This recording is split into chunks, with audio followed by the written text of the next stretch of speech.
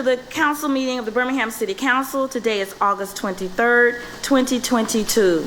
We will have our invocation by Reverend Dr. Edward O. Jackson of the Greater New Antioch Baptist Church, followed by the Pledge of Allegiance with Councilor Clinton Woods. If you would please stand and join us. Thank you. Good morning, Reverend. Good morning. Let us pray.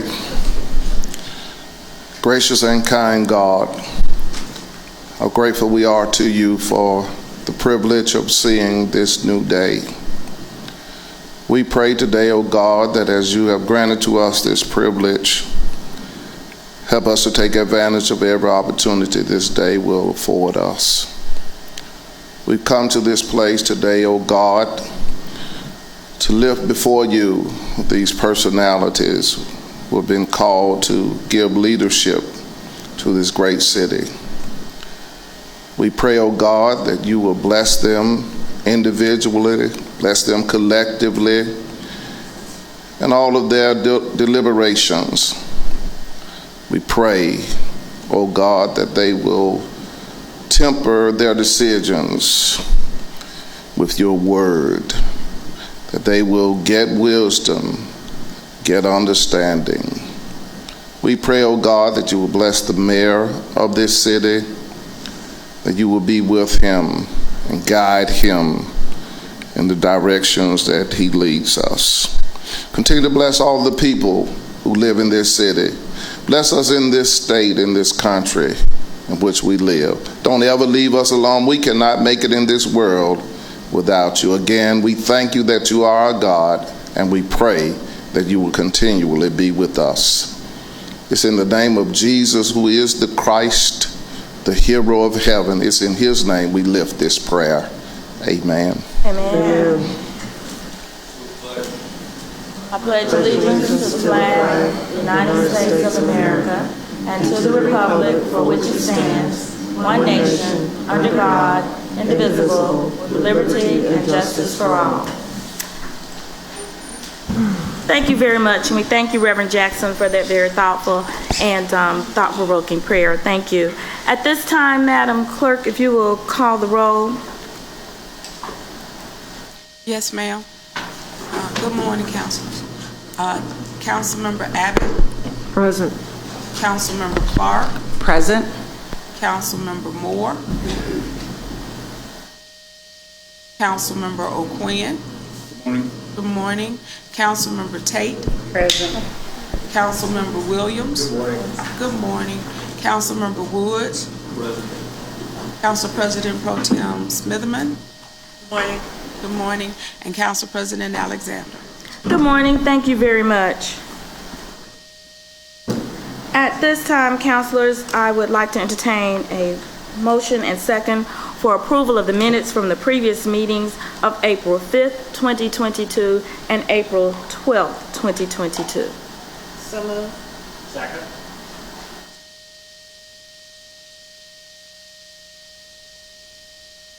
Let's see if everything is working well today. I started the vote. The vote is started.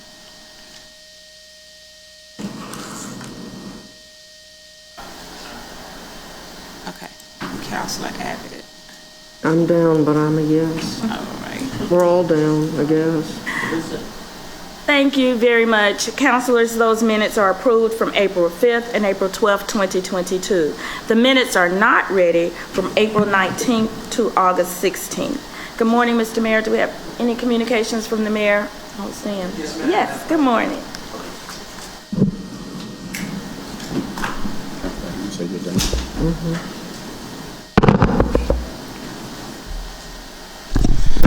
Good morning, Madam President. Good morning to the entire council, as well as to the public, those who are in the chamber, as well as those listening online. It's good to see everybody this morning. Madam President, I have two notes. The first note is something that I've been speaking with you all about, all 9 of you, as well as the Superintendent, Dr. Mark Sullivan, as well as the Birmingham School Board, led by the President, Jason Meadows, along with his colleagues, around third grade literacy. I think we all know what's at stake.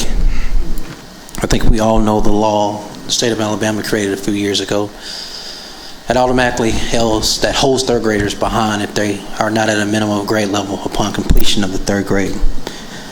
Thanks to a leader within our local delegation, Senator Smitherman, we know that post-coronavirus, that law has also been delayed again. I think it's important that as leaders, though, we don't get caught flat-footed next year for the fall 22, spring 23 school year as it relates to how do we engage, support our parents as well as those teachers. So in partnership led by the Division of Youth Services along with the Birmingham school system and other partners, that includes the City Council, we'll be engaging an extensive amount of K through third literacy through volunteers, etc.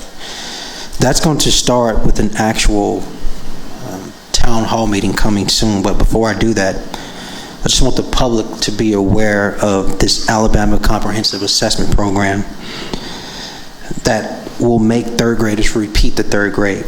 During the 2021-2022 school year, 43% of Birmingham third graders and 41% of second graders were reading below grade level. I don't want that number to go over your head, so I think it's a shock value for me. It's worth repeating.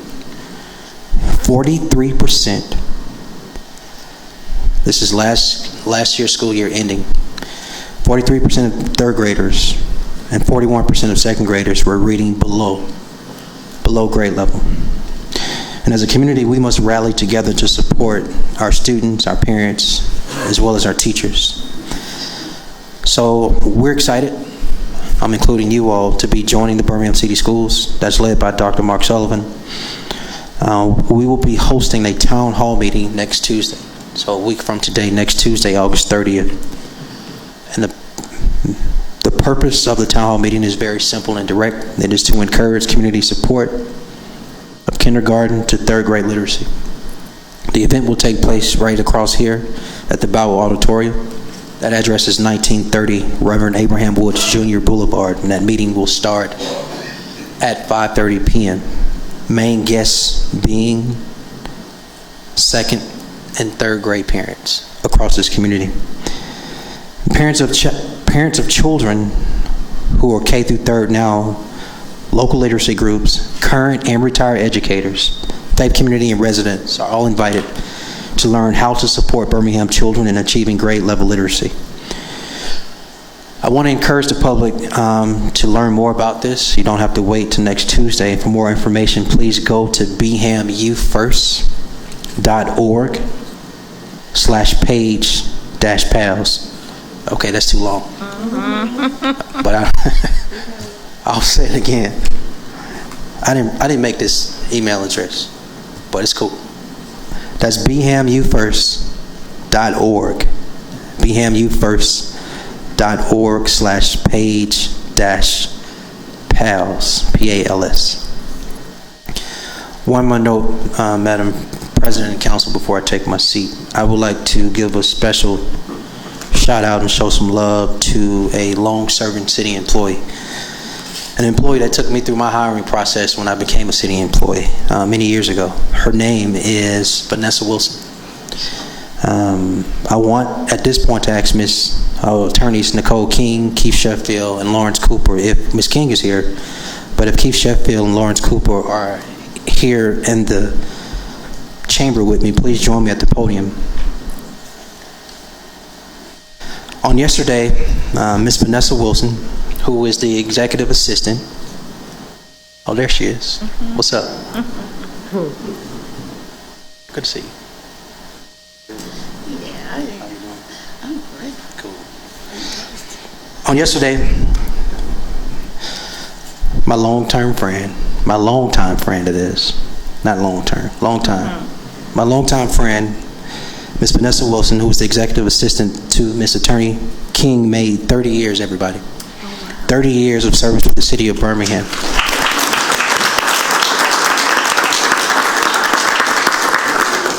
So I thought it was just important, Madam President and Council, to pause and just say congratulations. To say thank you for serving the Attorney's Office and the people of Birmingham for just, a little 3 decades. It's nothing.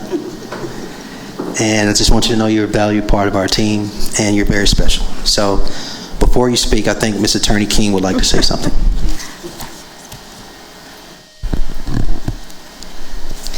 I just want to thank Ms. Wilson, who has been my right hand, and you are just such a hard worker, diligent, and you know how important and special you are to me. So I just want to thank you for all your hard work and all your years of service.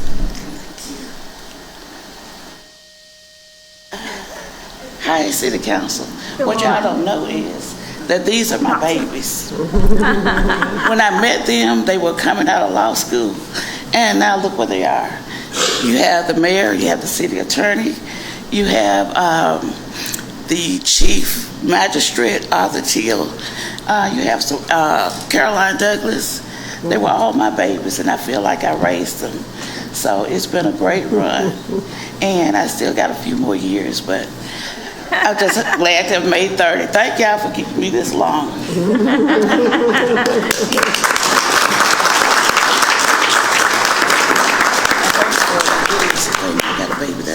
Yes, ma'am. Madam President, City Council, that concludes the mayor's report. Thank you. Thank you, Mr. Mayor, and I join you, and I'm sure all the councilors do, in congratulating Ms. Wilson on her tenure and many more years to come. Thank you very much. It's always a great thing when you onboard and you start new careers and you see them flourish. So I know that's a great feeling. Thank you. At this time, councilors, without objections, I'd like to suspend the rules for presentations, and we do have 2 today. The first is Council President Pro Tem Crystal Smitherman of District 6. She is recognizing the distinction of Dr. Adolphus Jackson as the first Black president of the Alabama Dental Association. Madam Pro Tem. Thank you.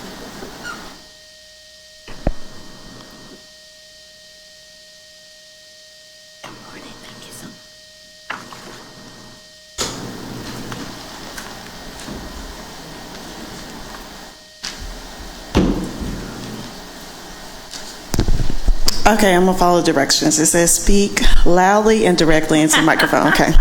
So, Dr. Jackson, always believe in honoring the first of many, because I think it's important that we know our history so we don't repeat it, and also to acknowledge the people who paved the path forward for young people like myself and other people as well. So just a little bit, I won't read all of this, but whereas it is the sense of this legislative body to recognize and pay tribute to those individuals within the medical field who distinguish themselves through professional excellence and who have made significant contributions to the quality of life for citizens in the city of Birmingham. In full accord with its long-standing traditions, the Council of the City of Birmingham is justly proud to honor Dr. Jackson on the occasion of being elected as the first Black president of the Alabama Dental Association. And whereas Dr. Jackson of Birmingham was elected by his colleagues as the 153rd president of the Alabama Dental Association on June 11, 2022, which was founded in 1869. He is the first African American to serve as president in his more than 150-year history. He is one of our own. He is a graduate of West End High School, which is in District 6. He went on to attend Fisk University and University of Alabama School of Dentistry, graduating in 1981. In 1988, after serving in the United States Naval Dental Corps, he returned to Birmingham and opened his practice, West Princeton Dental Clinic, in the West Princeton neighborhood, Councilor Clark's district, and remained true to his mission. He has traveled to many places, Venezuela, Africa, serving his patients not only in Birmingham but around the world. He is married to Mrs. Jackson. His greatest accomplishments are his 6 children. He is the ordained deacon at 6th Avenue Baptist Church. That's where Mayor Woodfin goes. Now, therefore, be it resolved that the Council of the City of Birmingham, with Mayor Randall L. Woodfin concurring, pauses in its deliberations to salute and honor Dr. Jackson in recognition of his distinguishment as the first Black president of the Alabama Dental Association, presented this 23rd day of August 2022 at the recommendation of Council President Pro Tem Crystal Smitherman. Congratulations.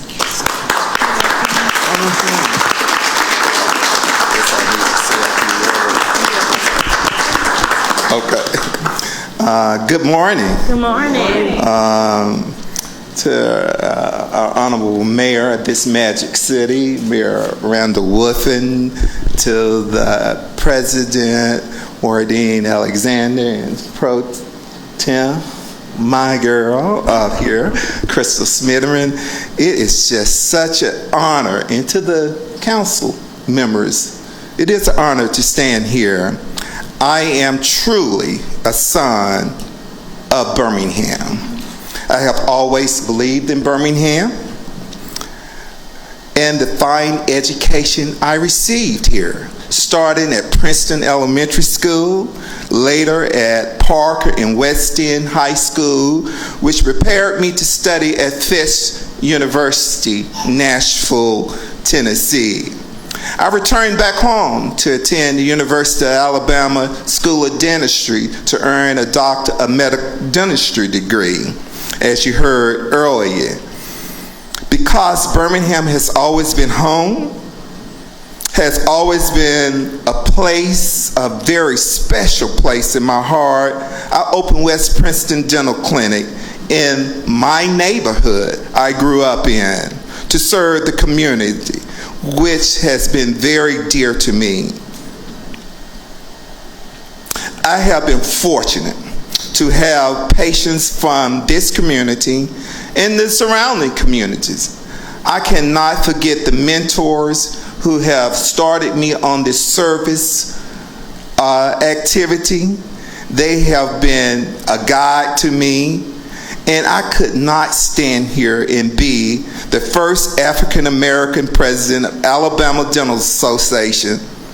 It is because of this early education and foundation I received in Birmingham that I have been able to reach a pinnacle level of success and this crowning achievement. I would most like to say my home bringing from Wilbur and Roosevelt Jackson really started it all. But I'm reminded of something they have always instilled in the 11 kids they had. A quote from Shirley Chisholm once stated, "Service is the rent we pay for the privilege of living on this earth." Birmingham is still producing great leaders, and I am proud to call Birmingham my home. Thank you again for this honor. Thank you, Dr. Jackson. We do have just a little housekeeping. Councilor Pro Tem will move the item. Second. All in favor, let it be known by saying aye. Aye. All opposed? So move. And now the resolution itself. That was first for unanimous consent, now the resolution. Second. Okay, second. All in favor, let it be known by saying aye. Aye. All opposed? Thank Thank you. As they take the picture, I do want to reiterate and thank Dr. Jackson for his service, and it's so much to bring your skills and bring them home to benefit the community. To me, this is a very auspicious opportunity for your representation, because so often in the medical community, allied health community, we had to go out and create our own service organizations and our organizations to continue our path. So this is a great honor for him to be elected as the first African American to represent and be president. Thank you very much. Thank you. Next is Councilor Darrell O'Quinn, takes to the podium. He would like to present the founder of Polaris, Mrs. Alicia Levels Moore, on opening a new co-working space opening in Woodlawn. And if you all would join Dr. O'Quinn at the podium. Good morning, everyone. I just want to pause in our deliberations this morning to recognize one of Birmingham's most exciting entrepreneurs, and who happens to be the better half of one of our colleagues here. The opening of her new business venture was this past Saturday.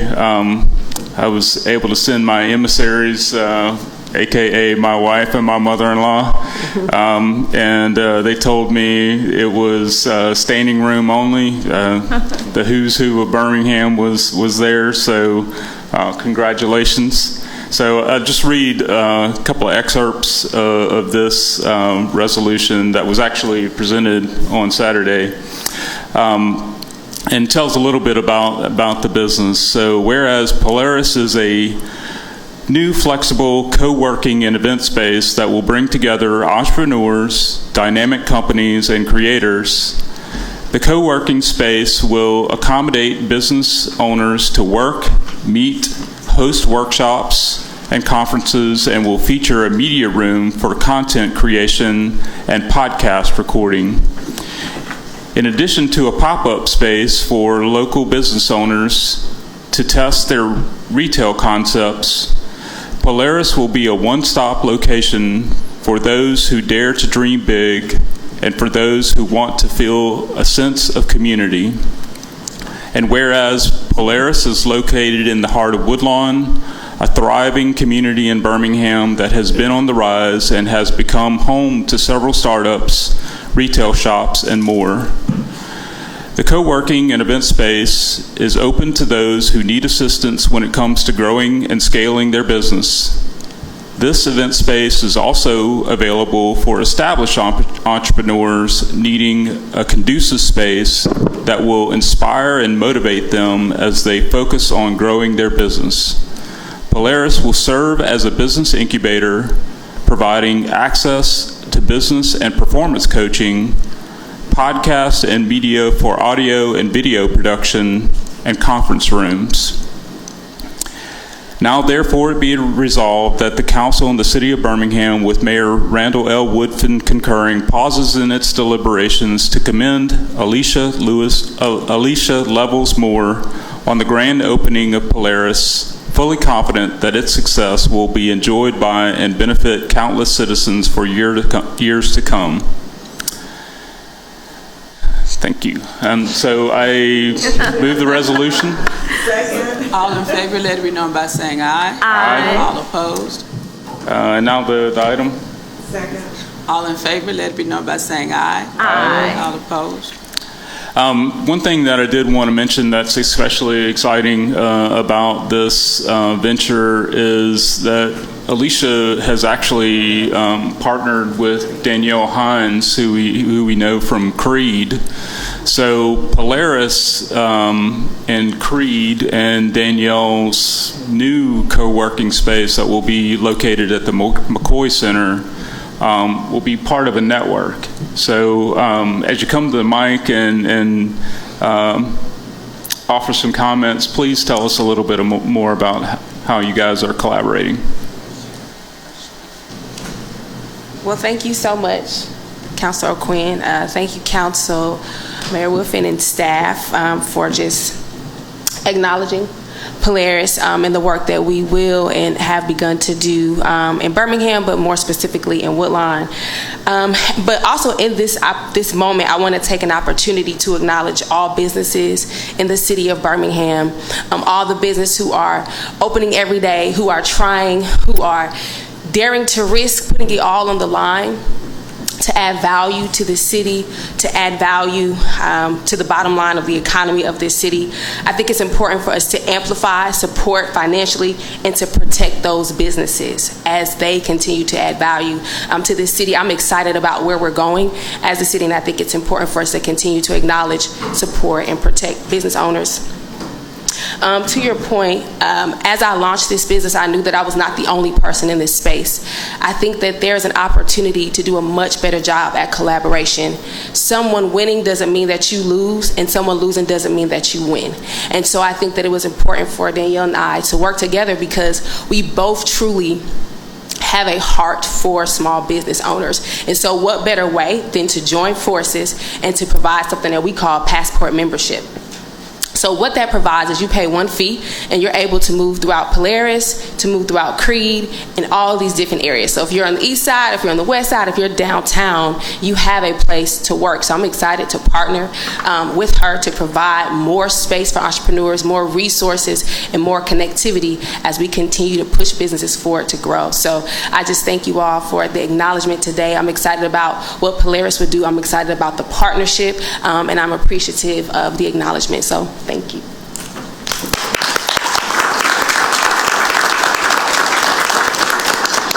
Well, we want to thank you, Mrs. Moore, and other entrepreneurs, and I'm just very proud for the women that are taking charge in our city. I know we had 2 great businesses to open this weekend in Woodlawn, so I'm a little jealous. Y'all getting things going on over there in Woodlawn. But I'm very excited, and I was most excited to learn of the association with Creed and this passport fee, or this passport opportunity to provide these services. Help me out here now. Is what you're offering more of an accelerator than an incubator, right? Or what kind of term Yes, do we ma'am. put to that? Thank you for the clarity. So it's a flexible co-working and event space. So it's the same business model. So it's membership based. So you pay a membership and you're able to have access to the offices, conference rooms, podcasting, etc., as well as a discounted space for events, conferences, workshops, and all those different things. So it's the same business model. Well, thank you. Membership-based. And Yes, again, ma'am. we're very excited for you to start this. I don't know if I didn't see any speakers listed, but we appreciate what you're doing for us. Thank you very much. Thank you. All right, thank you. Councilors, at this time, Madam Clerk, if you would read for us the consent agenda. Yes, ma'am. The consent agenda will begin on page 2 with item 2. Then we'll go over to page 18 for item number 3. And then over to page 33 for item 6.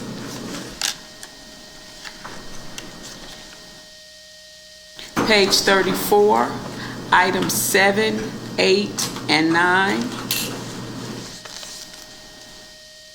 Page 35, items 10, 11, and 12. Please note that item number 13 is being withdrawn at the recommendation of the administration. Then we'll go over to page 36, items 14, 15, and 16. Page 37, items 17, 18, 19, 20, 21, and 22. Page 38, items 23, 24, 25, and 27. And that completes the consent agenda. We do have 2 addendum items as well. All right, thank you. And those are items 28 and 29. Councilors, are there any items that you would like to add or remove from the consent agenda? Madam President, Yes, ma'am, Ms. Adams. I would like to remove item 8 on page 34, just so the public will know that we're getting these things. Give them a little heads up. Okay. These are our new garbage cans and new way of doing business. Yes, this is item 8 on page 34. We're moving from consent. Any other items, councilors? All right. All items designated as consent are routine and non-controversial and will be approved by one motion. No separate discussion of these items will be permitted unless a council member, the mayor, or citizen interested in a public hearing so requests. If so, such items will revert to its normal place on the agenda order of business. All matters of permanent operation, and they're indicated with a P, will be read. All other matters will be announced by reading the item number only. All public hearings will be announced. At this time, councilors, can I entertain a motion and a second for approval of the consent agenda? I move approval. Second. Susan, I'd like to, items on consent, I would like for them not to be done. I'd like to speak to them, all those that you are marked for consent. I want to pull them all off so that we can speak to them. Especially, I don't want to put down, but I want to do them all. I see some other items. Just got the agenda, haven't looked at it down. I'd like to pull them all off. Soon as your rules and regs. If you'll allow me, you're asking for all the items that are considered consent to be pulled and read? That is correct.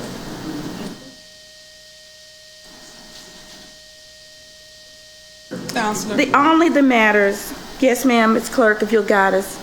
The items that the public are allowed to speak to are those items that are designated as public hearing items. And The decision as far as removing items from the consent agenda falls under the purview of the City Council. All right, thank you. With that particular ruling, then councilors and sir, all those items cannot be removed according to our ordinances and how we conduct the items that appear to us for consent. So I will go back to... Thank you, sir. At this time, we'll revert back to our meeting, and we have a motion and a second. Did we get a motion and a second? Yes. Okay, thank you. Madam Clerk, we'll call for the vote. The vote has started.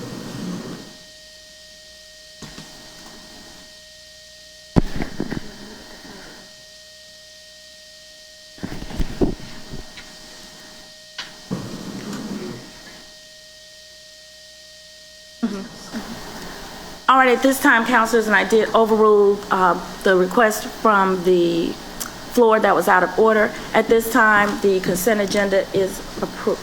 Did we get everybody? Yeah. Just needed your vote, Council. Okay, you need my vote. Thank you very much. The consent agenda is approved. If you were here to hear any items that were considered consent, they have been approved, and I hope you have a great day, and we'll continue with the rest of the agenda. Madam Clerk, if you will present the first item. Yes, ma'am. The first item is item number 1 on page 2. An ordinance to further amend the zoning district map of the City of Birmingham, case number ZAC 2022-00008, to change zone district boundaries from CI1 Contingency Light Manufacturing District to QC2 Qualified General Commercial District, filed by David Hewitt of LBYD Engineers, applicant for properties located at 102 West Oxmoor Road and 12 Oxmoor Road, and situated in the southwest quarter of Section 22, Township 18 South, Range 3 West, and the hearing of all interested parties. Move the item. Second. All right, thank you. This is a public hearing, and I will turn it over to our Chair of Planning and Zoning, Councilor Abbott. Thank you, Madam President. Mr. Gambrell, would you read our case for us, please? Yes, ma'am. Tim Gambrell. I serve as Chief Planner for the City of Birmingham. This is case ZAC 2022-8 in the Oxmoor neighborhood, and it is a proposal for a multifamily apartment development with restaurants and retail. The subject property sits on approximately 36.3 acres of land, currently zoned CI1. That's Contingency Light Manufacturing District. Abutting the subject property to the north is Buffalo Rock Corporation, Zone CI1. To the south of the site is Westgate Storage, also Zone CI1. To the west are multiple parcels that are also zoned CI1. To the east is the Oxmoor Common Shopping Center, Zone C2, and the Homewood Athletic Complex that is outside of Birmingham city limits. The current zoning I1 light manufacturing district is designed to allow for light manufacturing office uses, potentially in business park settings, typically near major transportation routes, including interstate, state highway, railroad spur, airport facilities. Uses in the district include warehouse, distribution use, urban ag, supporting uses such as minor retail services to support the major use. No residential uses are allowed in this district. The applicant's proposal is to develop the vacant land into a 297-unit luxury multifamily apartment development with restaurants and retail shops. The city's long-range land use plan identifies the property as light manufacturing. The applicant's proposed site plan shows 601 parking spaces. The parking requirement for multifamily is 1 space per 1 bedroom, 1.5 spaces for 2 bedrooms or more. Therefore, the total parking space required is 326. The applicant's site plan shows a total of 601, and so they have 275 excess spaces. All landscaping must comply with requirements of the Oxmoor Steering Committee guidelines prior to permit issuance. A fully developed and detailed landscape plan will be required. Let's see. The Oxmoor Neighborhood Association met at its regular scheduled meeting on May 9, 2022 to review the proposed project. Voted to support the proposed rezoning request. That vote was 18 in support and 3 to not support. The neighborhood supports the request because adequate visual materials were displayed. Their questions were answered satisfactorily. This property is located within Southwest Framework Plan area. The plan was adopted in May 2017, and the committee established in 2017, but they've kind of had some stops and starts, and they haven't reviewed this case. The Zoning Advisory Committee met at a regular scheduled meeting on June 7, 2022, and voted to unanimously support the rezoning request and recommend it to the Planning and Zoning Committee. The Planning and Zoning Committee met at a regular scheduled meeting June 8, 2022, and likewise voted to unanimously recommend. And that concludes the report. Thank you, Mr. Gambrell. Thank you. This is a public hearing. Are the applicants here? If you would come forward and provide us with any information that Mr. Gambrell did not cover. Do you have any pictures, anything to show us that's... Good morning. Good morning. Mr. Mayor, members of council. My name is Eric Morrison with the Dobbins Group, 2914 Linden Avenue. Yeah, they can hold that. This is an initial site plan for the project. Here's West Oxmoor Road. To get your site bearings, this is the entrance to to Homewood Park, right across the street. So, as Mr. Gambrell said, we are proposing a multifamily project here on this site. It's a 40-acre site. As some of you may be aware, the Dobbins Group was a developer of the Estelle apartment project on Lakeshore Parkway. It's in the city of Birmingham, also District 7. It's right behind the Cookout at the west end of the Walmart and Sam's Club shopping center. That project was an extremely successful project. It was the fastest lease up in the state of Alabama's history. We completed that project about a year ago, so it was extremely successful. This project we consider to be in the same corridor. It is technically in the same neighborhood. So we saw the opportunity here to execute on this project and do a very similar type of program as we did at the Estelle, since we had so much success. And that program is a market rate, luxury type apartment complex with top amenities to cater to young professionals really working in the city of Birmingham. The business case for the Estelle that we plan to mostly replicate here is to provide a downtown type of product with downtown level of amenities, but a lower rent. Giving young professionals who may not be able to afford downtown rents a very similar type of opportunity to live in close proximity to downtown. Like I said, it was extremely successful at Estelle. Excuse me, the market dynamics continue to tell us that demand is here for more units in this corridor. So we are very excited for the opportunity to execute on this project and look to start construction in second quarter of 2023. If you have any questions, I'd be more than happy to answer them. Do you have anything else that you'd like to show us? I see a lot of boards there, like sure. what the apartments may look like. Yeah, absolutely. So these are pictures from the Estelle on Lakeshore. It'll be a very similar type of product and unit mix. So we felt that this was pretty representative. We can show it to you. As you can see, grilling stations, fitness on demand, gym space, resort-style pool. We'll have dog parks, charging stations, dog spas. We're actually on this project. Bill, if you can pull out the larger site plan, we can show it, the one with the aerial. Yeah. Here's the property right here. As you can see, it's all green space. It's a 40-acre piece of property, and the multifamily by itself would only use roughly about 20 acres or so. So we have a real opportunity here to use the balance of the property in large part for things like hiking trails, other walking trails, potentially pickleball courts, multiple dog parks all around the community, and of course, maximum buffering between the apartments and the neighboring uses.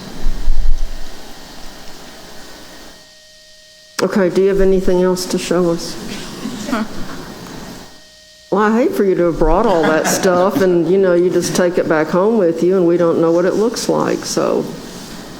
That's a shot, obviously, from Oxmoor Road. Here's the front of the property currently.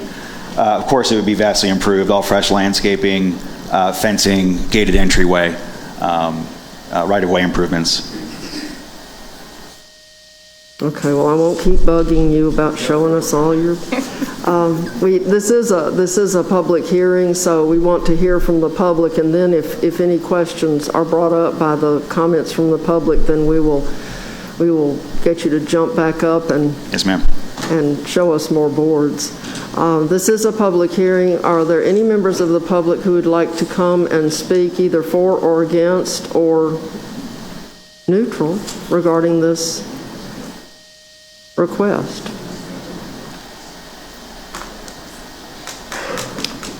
Please come forward, state your name. You have 3 minutes to comment. Good morning. Morning. My name is Ronald Jackson. I'm here on behalf of the Birmingham Association of Black Contractors. Very nice project. It appears that you seem to have. Taking a look at the photographs, it looks like a very sizable project. How much money you think it's going to be? Would you please direct your comments to the council? Yes. If the council would ask the gentleman, please describe the size of the project, what they estimate the costs are in construction, professional services for building the construction of the project, and I have a follow-up question. Okay, we'll ask it because we're not going to ask them to bounce back and forth between you and them. We'll ask the questions Very good. After. Then I will speak and consume my time. Won't take it all, but I will consume my time. We used to have something called the Birmingham Plan, designed to provide construction affirmative action for black, especially contractors and the like. I'd like to know whether the gentleman has consulted Birmingham. I think, what is that, Mr. Bell Service? I've forgotten the name of what he calls it now. But you all have a construction affirmative action program that this organization over here on the south side supposedly monitors, tracks the items I mentioned, whether you're getting general contractors, subcontractors, professional services, all of which are separate and distinct, so that the city council, since you all have done, have you all adopted that affirmative action ordinance? I do not know, but if everybody wants to be silent, Sir, this is a zoning case for this particular item, so if you could keep your questions to this case. It is to this case because I want them to know, and I think they do, that they have an affirmative action obligation under the ordinances of the city of Birmingham. Actually, they do not, because they're not asking for any public money. This is a private project, and they aren't asking us for anything, so we can't require them to do anything except follow the laws of Birmingham. May I elucidate the president who was he's a former president of the city council? Go read your own ordinance again to refresh your memory. You've been here so long, you've forgotten. Sir, I thank you very much. But good. I'm not going to argue. I'm going to go, but I made my point. You've asked the question. We've responded to your question. If we could continue, we've answered your question. And so I understand. I hope you do. Wanting to be sure that we follow our ordinances. I appreciate that. Good. And we're going to make sure you do. Thank you. Thank you. If we can continue, please. Yes. Would the developers like to make any comments or answer the questions that were asked? I mean, certainly how much you expect the project to cost and who's going to be constructing it is interesting information, if you have it. So right now the project from a hard cost standpoint would probably be in the range of about $50 to $60 million. We are not in the bidding stage. We are just in the schematic design stage, so these plans have not gone out for bid. Thank you. Okay, thank you. If there are no other speakers from the public, are there any questions from members of the council? Yes, Dr. O'Quinn? Yeah, I just wanted to comment that I'm excited for this project. It's in an industrial district, and just because of the topography of the site, the amount of earth moving that would have to be invested into making an industrial site, doesn't make that feasible, would be my estimation. So I think this is good, both from a land use perspective and also putting, people closer to where they can potentially, access the hundreds of jobs in the immediate vicinity. I did have a comment more directed to the city of Birmingham staff, that West Oxmoor Road is, is in designed around the surrounding industrial complex, and it is not, pedestrian friendly in the least. And so as this project moves forward, and we anticipate, I think there's going to be almost 300 units there, so that's, likely going to be 450 people living there. There's a park immediately across West Oxmoor Road, and I'm just forecasting that the amount of people who are going to want to walk and bike in the area is going to increase. And so as this project moves forward, let's please consider how we can make West Oxmoor Road, more amenable to all road users. Good, thank you. Anyone else? Yes. Yes, Ms. Abbott, thank you Madam very much. President. As was stated in the zoning case, this property is in District 7. I did just want to reiterate, and I believe Mr. Gambriel did make this known as part of the discussion. This was highly supported by the Oxmoor Valley neighborhood. There was a vote 18-4 to support this. Great questions, Councilor Quinn, about as we move forward and we bring these type of properties and projects into the district. I know that we're currently working on, we've sort of resurrected the Southwest Framework Plan, which could address and move us forward in some of these items as we've gone from industrial in this area, and now we want to bring that growth of bringing families in. I know even for the current set of apartments can be a little challenging just trying to get that feel of walkability. As you said, we want to try to bring that same essence from downtown. So that is something we could look at in that Southwest Framework Plan as we start those, and we're ongoing. We meet every month. I think it's the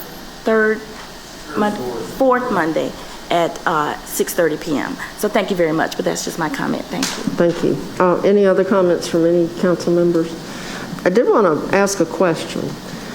When I was young, and of course it's been alleged that I have been here quite a long time, I used to ride horses over in that area when there were not any industrial buildings, and there were a lot of small private cemeteries like buried in the woods. Since you've presumably purchased this property, are there any kind of surveys that y'all do to make sure that you're not going to run across any of those people who are no longer with us but who are on the property nonetheless? Because I remember running across at least 3 or 4 little private cemeteries over there. Yes, ma'am. We do what's called a Phase 1 environmental report as well as a geotech. We've done both, and neither report has uncovered anything of that nature. Well, that's good. That's good. But I just recall them, and when you're young and you're wandering around in the woods and you find cemeteries, it's quite memorable. So, Madam President, I believe we're ready to vote. All right, thank you very much. Thank you. Councilors, at this time, we are ready for the vote, and as we are preparing for the vote, I'm going to echo Mrs. Abbott. We still have those horses in District 7. I'm glad you still got some. And I did encounter, you're very right about some of the small cemeteries. Just when canvassing the district, I was about to advertise and came upon one of those actual settings. Yeah. So thank you. All right, we're ready for the vote. All right. Had horses too? It was fun. The vote has started.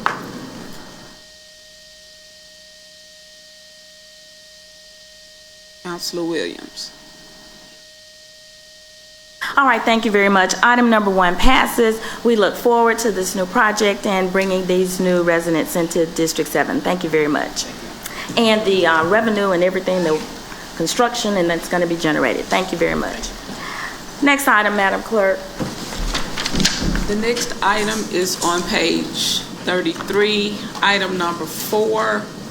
An ordinance authorizing the mayor to execute a reimbursement agreement for relocation of utility facilities on private or public right-of-way work to be done by the state contractor between the Birmingham Waterworks Board and the City of Birmingham for certain highway improvements by the city for project number CMAQ-3715262 related to streetscape improvements along 2nd Avenue South from 24th Street South to 32nd Street South, 29th Street South from 2nd Avenue South to 3rd Avenue South, Birmingham. Reimbursement to the Birmingham Waterworks Board for the total cost for relocation, including betterment costs, shall not exceed $22,753. This is an item of permanent operation, so we need UC first. All right, and may I ask, can we take both items together, or do I need to call for them separately? Item 5 is the company piece. You can go on and do your All right, if you go ahead and read item 5, thank you. Okay, the item number 5 is an ordinance authorizing the mayor to execute a reimbursement agreement for relocation of utility facilities on private or public right-of-way work to be done by the state contractor between the Jefferson County Environmental Services Department, Jefferson County, Alabama, and the City of Birmingham for certain highway improvements by the city for project number CMAQ-3715262 related to streetscape improvements along 2nd Avenue South from 24th Street South to 32nd Street South, 29th Street South from 2nd Avenue South to 3rd Avenue South, Birmingham.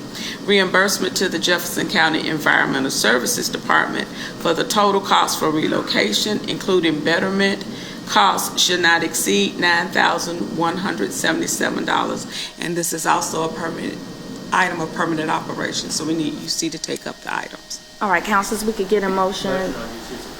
Second. All in favor, let it be known by saying aye. Aye. All opposed. Now, you can either do a motion on both or motion on separate. Yes, can we entertain a motion a second? Second. All right, thank you. Councilors, both of these items were presented to us during the Committee of the Whole, and this is a request for agreement of relocation of utility facilities on private or public right-of-way work. And I do believe this was recommended to us by the mayor. Mayor Whiffen, do we need any more discussion or have anyone to talk to these two items? No, ma'am, unless... Councilors, any questions? Again, we did have these presented to us to the Committee of the Whole. We're ready. Now, the public hearing. No. All right, thank you. At this time, All right. we will entertain the vote. The motion, the vote has started. The P is permanent operation, not public hearing. If you're looking at the agenda, thank you, sir. All right, thank you. And the vote should be up. All right, thank you, councilors. Items 4 and 5 pass. Next item. Okay, the next item will be item number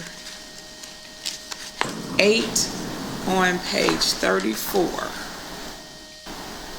A resolution pursuant to section 11-40-1 at SEC and section 41-16-51A16 Code of Alabama 1975, authorizing the mayor to execute and deliver an agreement with Toter LLC in an amount not to exceed $6,030,000 for the provision of 100,000 Toter 96-gallon EVR2 universal nestable carts and accessory parts, and up to $526,002.25 for the provisions of assembly, distribution, and related services for a total amount not to exceed up to $6,556,002.25 to provide goods and services which are being purchased in accordance with the terms of the Sourcewell contract number 041521-TOT.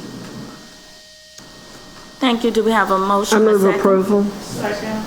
All right, thank you very much. Councilor Abbott, you pulled this item from consent. Yeah, I did, and it was mainly because I wanted the public to know that we'll be giving them a new waste receptacle for their garbage.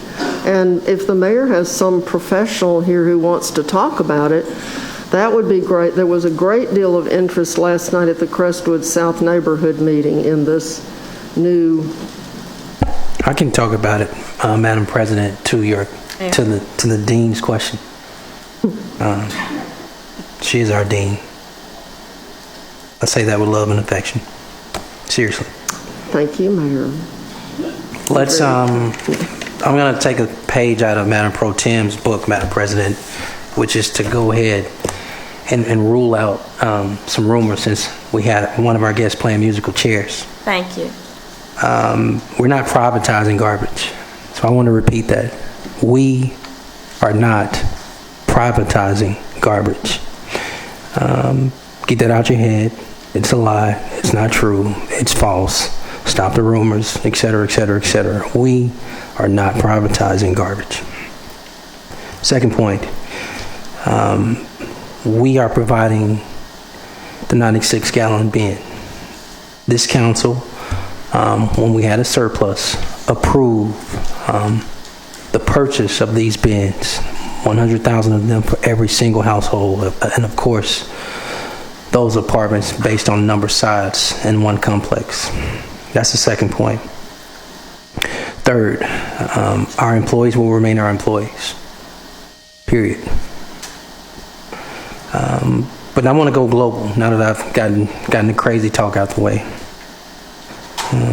We have been very kind as a mayor and a council, as a city government, related to how we engage trash collection.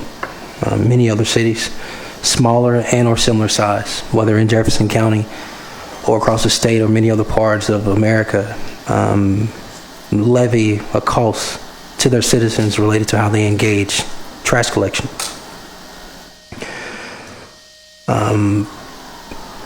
The other way we've been overly kind is that a minimum of 6 days a week we pick up trash, and we don't necessarily have teeth in the ordinance, so anything that's out there we pick up. So our citizens can put anything out there, and things are out there minimum of 6 days a week, then trash is always on our streets, and it goes to the ability of our city not being clean. It goes to those who like to do illegal things such as illegal dumping or littering. They can blend in. We believe moving to a uniform trash bin, as well as converging through the PIC committee and through the legal department other ordinances to strengthen how we engage and just things in our city overall related to trash, etc. This is a very necessary step in keeping our city clean and being more efficient in how we pick up garbage. I want to remind the public that the way we pick up garbage currently is very outdated. We lend ourselves to, separate from all the issues that the coronavirus produced as it relates to short staff, that asking men and women in 2022 to get off an actual garbage truck and pick up something that pulls their back or pulls something else and then they're out of service has a ripple. Not only related to what it does for HR, legal, workers' comp, etc., but for that individual who has to take care of their family. So that's outdated. This allows us to engage our refuge and garbage in a more efficient way. I know this council is excited. I look forward to that convergence through your PIC committee and this council, as well as legal, creating laws that support this initial step of uniform trash bans for our city. This is a very progressive step forward, Madam President. Thank you, Mr. Mayor. Are there... So I had one question I wanted to ask the mayor. Someone asked me last night, because each of these waste receptacles will have a GPS chip in it, so if someone appropriates it, it can be found. And the resident asked me if we're going to know which chip belongs at which house. Like, will you be assigned your waste receptacle?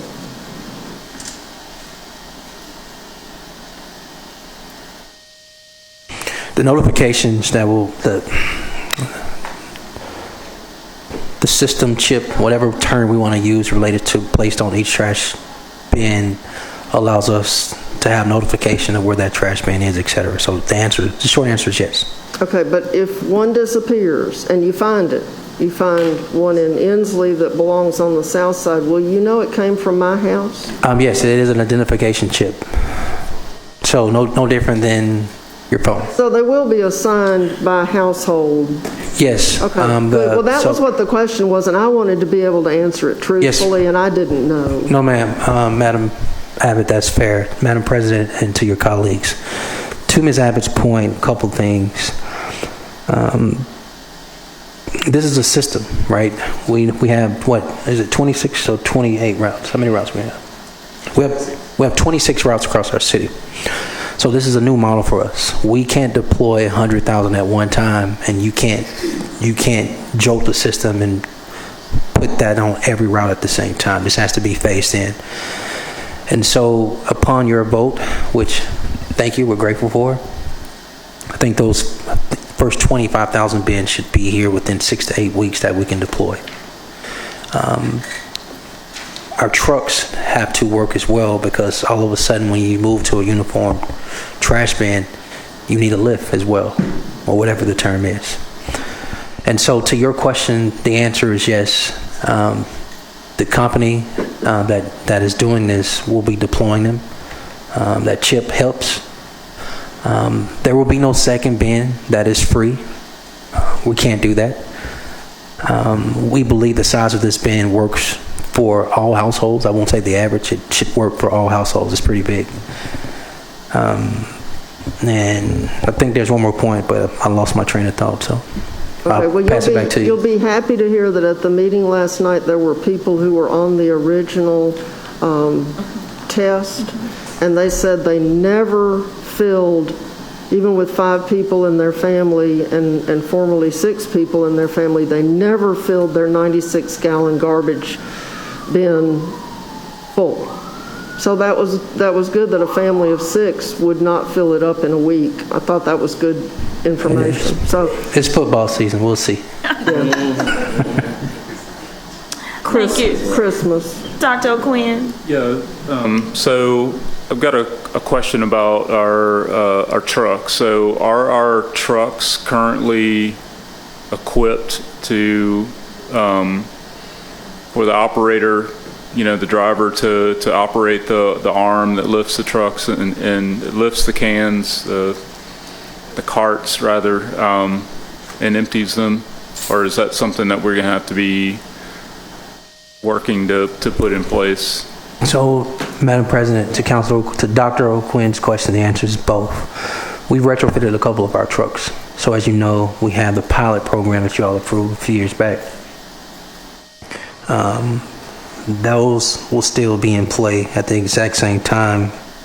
New trucks have been ordered. They'll be in sometime probably first quarter 20. Actually, I need to correct myself. They'll be in before this year is out. So both will be in play related to the new bins on our routes and homes.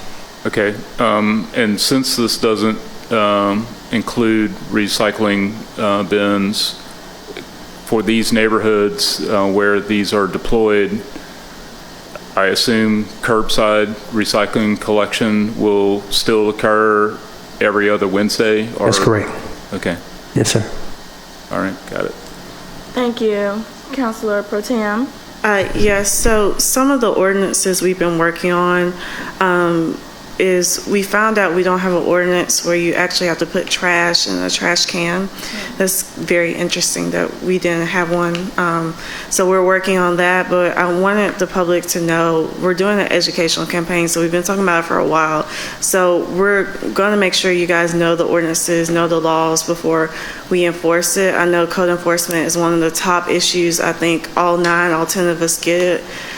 So we're working on that. We're working on apartments. I know Councilor Clark has a little bit issue of that with their trash collection. And then we're also, I forgot the other one we're working on, but we're working on different ways to improve that with trash collection, because a lot of times, and I think someone confused bulk trash with illegal dumping, because some things you may think are bulk trash are illegal dumping, and then sometimes people put out trash where they're not supposed to. And I saw out in my district, a lot of people just didn't know. I like to give our residents grace. But I'm really excited about this. Thank you for the council. We've been working on this for a minute. Thank you, Mayor Woodfin, for keeping your promise for this. And I want to publicly thank you, because that was one of my first projects, was us doing a recycling pilot program throughout the city. I know a lot of us are very passionate about recycling, so that's something that's coming forward. But I think this is great for our city. A lot of people can't afford those trash cans, and this will be able to give you an opportunity, like Councilor Abbott said, if you have a big family, you'll be able to put all your trash in there, and that way those trash bins won't get knocked over by dogs. We've seen that, and dogs drag all the trash out the street. So I think this is very positive, you guys, and I think this is great. So thank you again, Mayor Woodfin, Jazz, and Kevin. Thank you very much. Councilor Clark? Yeah, thank you, Madam President. This is pretty exciting, Mayor, and just wondering if you can venture a guess. I know we had earlier thought these might be rolling out in August, but we've got all these supply chain issues. Is there any projection as to when they may start to roll out and actually be distributed to households? We literally should get the first batch in upon voting and signing the contract, ideally in 6 to 8 weeks to get them. Of course, we have to tag them. They'll be tagged COB, right? So we have to tag them, City of Birmingham, etc. But I would imagine those first 25,000 should be deployed before 2022 ends. Yes, ma'am.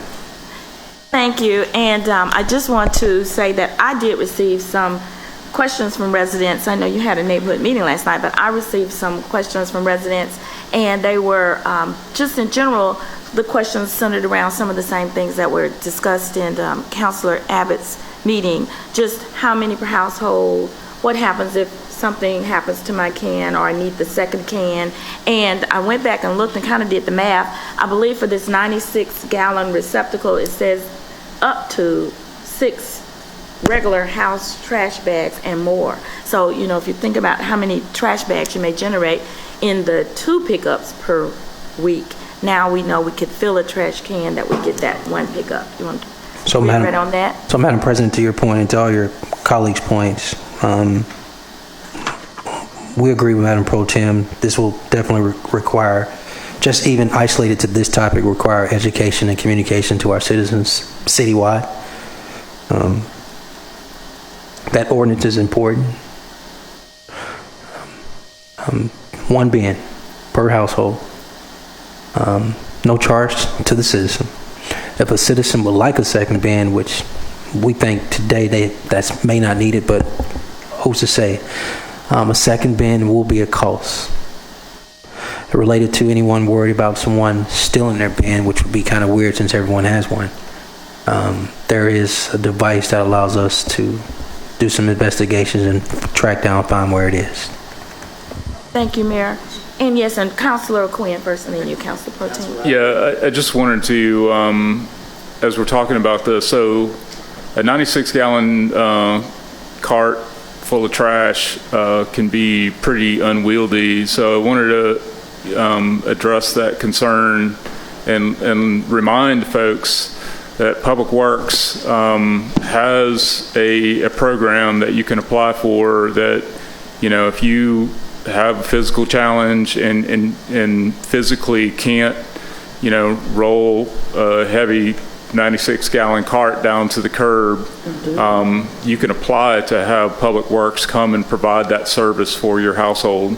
So just want to, at the outset, remind folks that that service has been available, currently available, will be available. So that's, you know, an issue that we have a means of addressing. Thank you. Councilor Pro Tem? That was going to be it. And I'm glad you mentioned that because we do have, that was sort of mentioned yesterday, and I must say, when I moved into my home that my mother lived in, they would come and get her garbage can and actually pull it out. So I kind of used that for a week or two, and then they realized, hey, the young lady's in here now, so she can roll it out on her own. But go ahead. And I think, Mr. Mayor, one other thing that we need to make sure we communicate when we get these new cans is that they are not for your yard waste and concrete blocks that got broken and all these kind of things, because that lift can only lift so much weight. And if you throw all your other stuff in there too, then we could end up with a problem. Yeah, and if you think people don't steal garbage cans, come to my neighborhood, because people will actually complain to me and want me to go find their stolen garbage can. And I don't have, a chip reader. Yes, that would be, well, now that there are chip readers in this very expensive purchase that this council is voting on today, it would be ill-advised, since we can actually track bins to steal one. Just want to encourage folks, you're getting one as well. I think your other point, though, the education piece. So we're technically, everybody, reorienting adult behavior in this community around how they engage their own household trash, which is not easy, because people have been engaging their trash for a certain amount of time. Their behavior is set. We've talked about this for quite some time. I know I've talked about this with several of you all. Part of this campaign has to be that next generation where, every time I go into a school, what do I do as mayor? How does the job work? And I ask young people who parent makes them take the trash out. Everybody always raised their hand. So how do we engage the next generation on how they engage household garbage, refuge as well, will be very helpful to reorienting adult behavior. Thank you, Mayor Whippen. At this time, we're ready for the vote. Councilor Abbott, could I get 1 minute? No, sir, we're in the middle of a vote. Thank you. I thought it was okay. Yes, sir. The vote has started.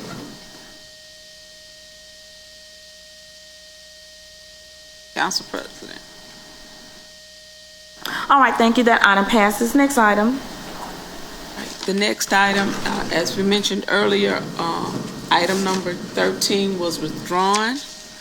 So then we go over to page 38 to item number 26.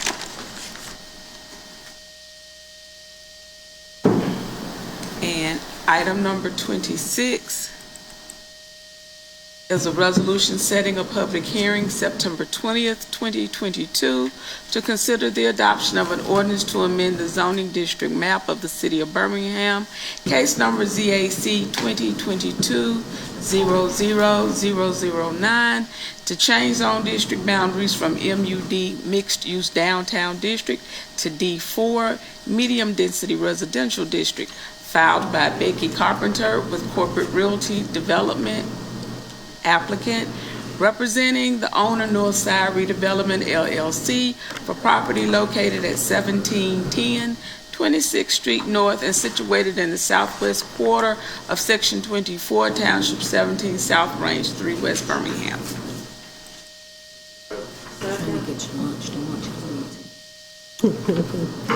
All right, councilors, this was the first reading. This is the first reading. Madam Clerk, this is the first Yes. reading. So did we need unanimous consent, or we can go ahead? No, ma'am, with we're the item? good. Okay. All right, councilors, this is a resolution setting a public hearing. I apologize, I wasn't paying attention to the item. We're just setting a public hearing for September 20th, 2022. Do I have a motion and second to set this public hearing? We got it. You already got it? Yes, ma'am. All right. Any questions? We don't have any. We'll go for the vote. I apologize. The vote has started. Hey, Wardine, you're normal. Thank you. Please note my abstention. Thank you. Councilor Abbott and Councilor Tate. Okay, we're good. All right. Thank you, councilors. We've set that public hearing for September 30th, 2022. Next item, Madam Clerk. The next items are on the addendum. Item 28 It's an ordinance to further amend the general fund budget for the fiscal year ending June 30th, 2023 by appropriating $5 million to World Games. Said funding source is fund balance reserve. Move the item. All right. Councilors, there is an ordinance before us to further amend the general fund. And can we take 29 with it at the same time? Yes, ma'am. Yes, would you read that one? Okay, item 29 is a resolution authorizing the mayor to execute an agreement with the TWG 2021 Birmingham Foundation, under which the foundation shall provide TWG 2022 the data and professional consulting services to the city in its areas of expertise to better assist the city in hosting future large-scale international sports and other entertainment events for a term commencing upon the effective date of the agreement and terminating on or before December 30th, 2022, and the city shall pay the TWG 2021 Birmingham Foundation a total sum of $5 million. All right, councilors, we're bringing both of these items together, so if I could get a second and a motion so that we can open discussion on these two items. Second. All right, thank you. At this time, Mr. Mayor, you're presenting us with this resolution. Could you give us some more discussion on it, please?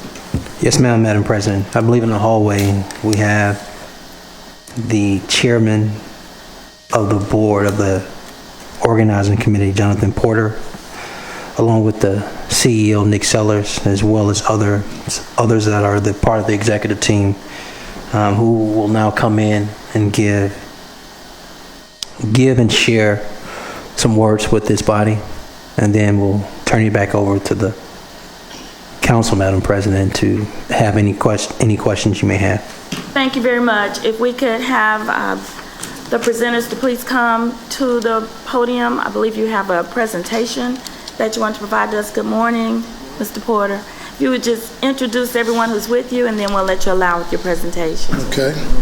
Good morning to the council, mayor. My name is Jonathan Porter. I serve as chairman of the Birmingham World Games Organizing Committee. Who's joining me today? You have Mr. Nick Sellers, CEO of the World Games, Jay Caston, Chief Operating Officer of the World Games, Kathy Boswell, our Vice President of Community Engagement, and Mr. Josh Bryant, who serves as our CFO.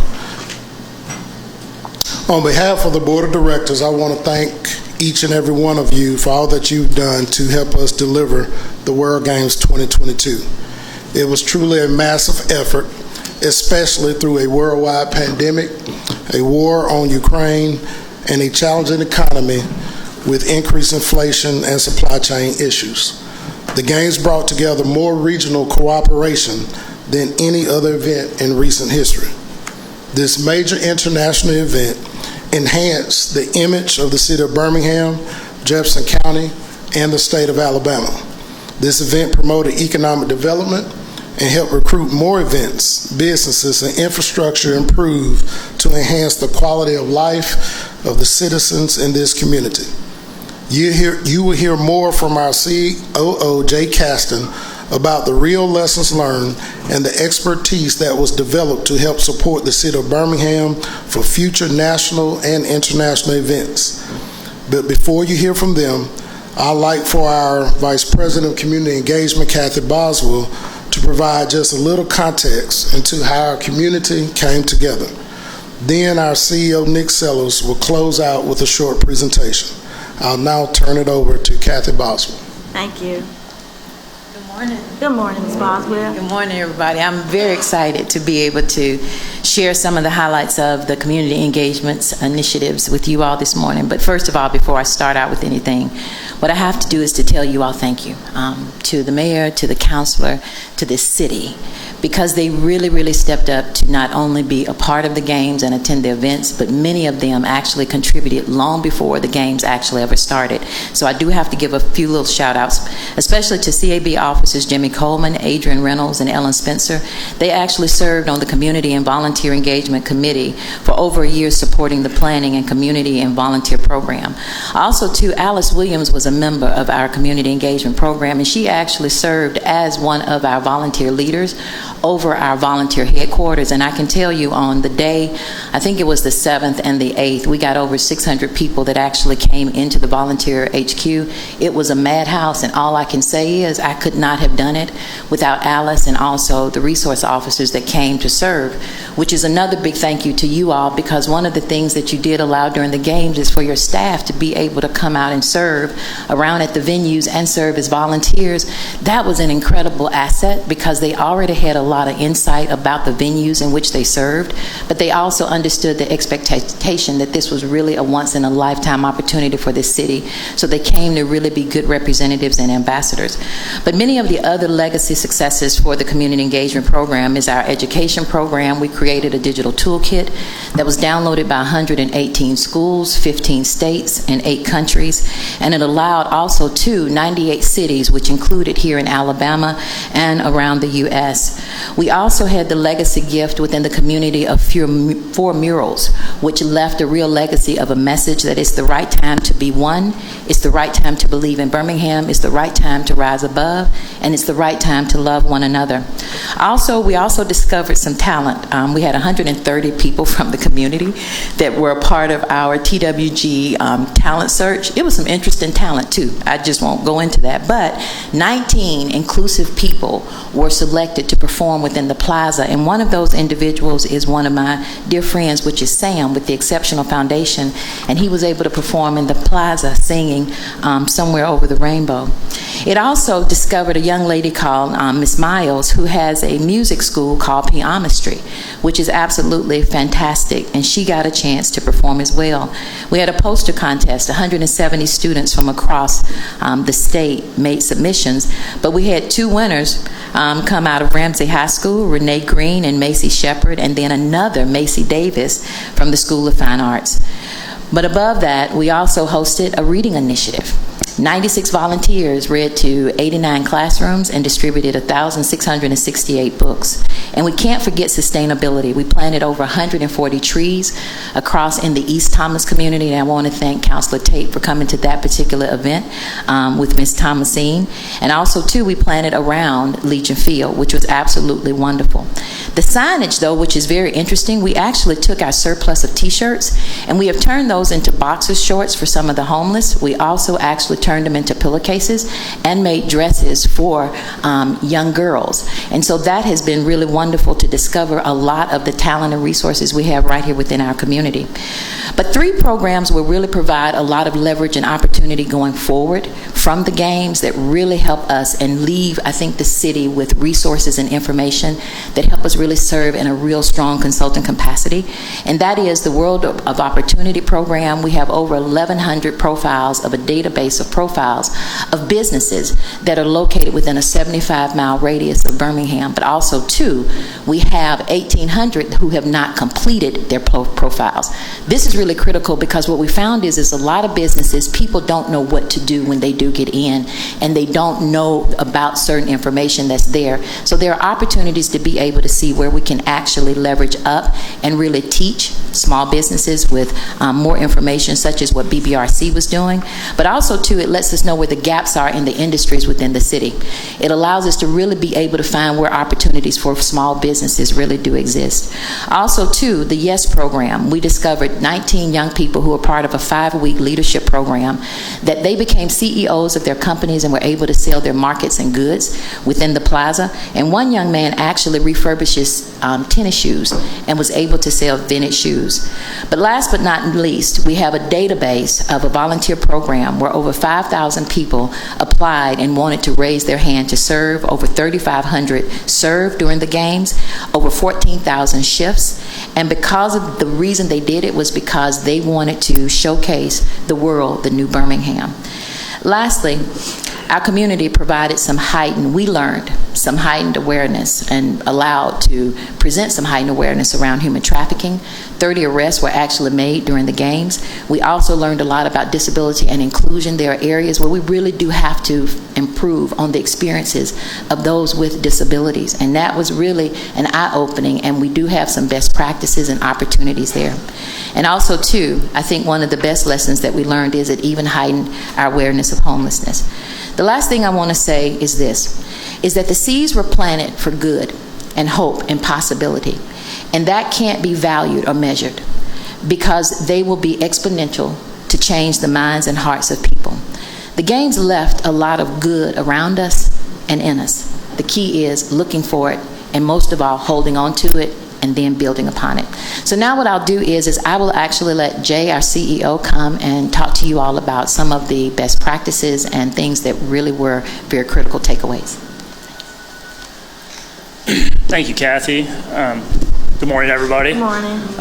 Same as Kathy. Thank you all for the support you guys have always given and continue to give, and really could not have done this without any of you, Mayor and your staff. This was incredibly a huge team effort, obviously. We have many learnings that helped our region and state to produce first-class games and ensure energetic atmosphere for the 34 sports over 24 venues over 10 days. We were not given best practices nor a how-to guide. We now know, though, what it takes and what it costs to put on a world-class international sporting event in our community. Some examples that we take some learnings from, and obviously there's a much longer list, are from our venues. We've learned how to convert existing venues and historic venues into that are typically non-sporting venues, such as Avondale Park and Sauce Furnaces, and turn them into first-class landmarks that people want to go to see events. We learn what infrastructure is required, what it takes to put it in, staffing that's required. Of that staffing, what do we have here from local companies and what do we not have, to go back to Kathy's point about the world of opportunity? How do we uniformly brand our community and city to come together as one? Security. This was the first ever Tier 1 rated event in the state of Alabama. I want to recognize Chief Mitchell and Chief Moore here for the efforts that they put in from Unified Command, and I think they can attest to the regional cooperation that came together with that from not only the city and the county, from the state and many other municipalities to ensure that we put on a first-class, safe event that we really had no major events occur, which I think we can all be grateful for. Transportation. We put in a public transportation system, again, with the assistance of the city, called Ride the Line, where we use dispersed parking across our community. Rather than just one park and ride, we were able to utilize many neighborhoods and many parking assets across our community. We've never done that before. That's another template that we can have moving forward. But we also did a spoken wheel type transportation systems with our athletes and our media. There's many other transportation lines that many people don't notice and you didn't hear anything about, and that's a good thing because that means it went well. Medical.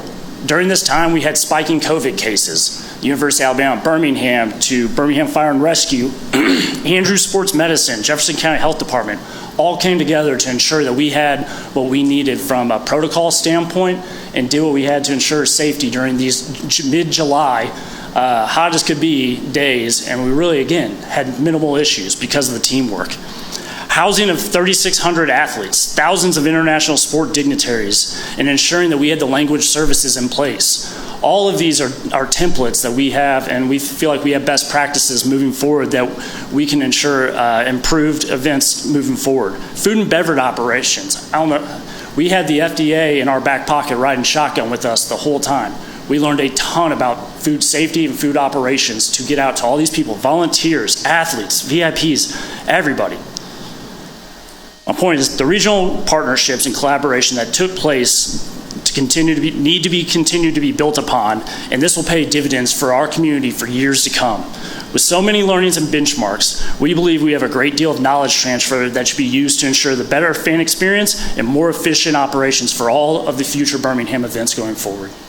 So, with that, I will pass it over to our CEO, Nick Sellers, and just again want to thank you all. Thank you. Mr. Sellers, good morning. Good morning. Good morning, President Alexander. Good morning, Council, Mayor, and team. Thank you for this opportunity to be before you today. We're very proud of our team, proud of what this city and this region accomplished. Proud of what we collectively delivered. All along, we stressed two major goals for World Games 2022: to enhance the image of our region around the world, and second, to utilize the World Games to promote economic development for the future. The Economic Development Partnership of Alabama and the Birmingham Business Alliance have offered some significant information to Mayor Woodfin and to our team just this past week. Among other items, consul generals and ambassadors from over 18 countries, including leaders from 3 of the top 5 countries for direct investment to the state of Alabama, were present. Leaders from 6 of the top 5 export markets for Alabama. Last year, Alabama companies exported more than $9 billion of products to these countries. Leaders from 2 other countries that present near-term tech transfer opportunities. 7 nationally recognized site selection consultants, and 14 executives from 8 major global corporations.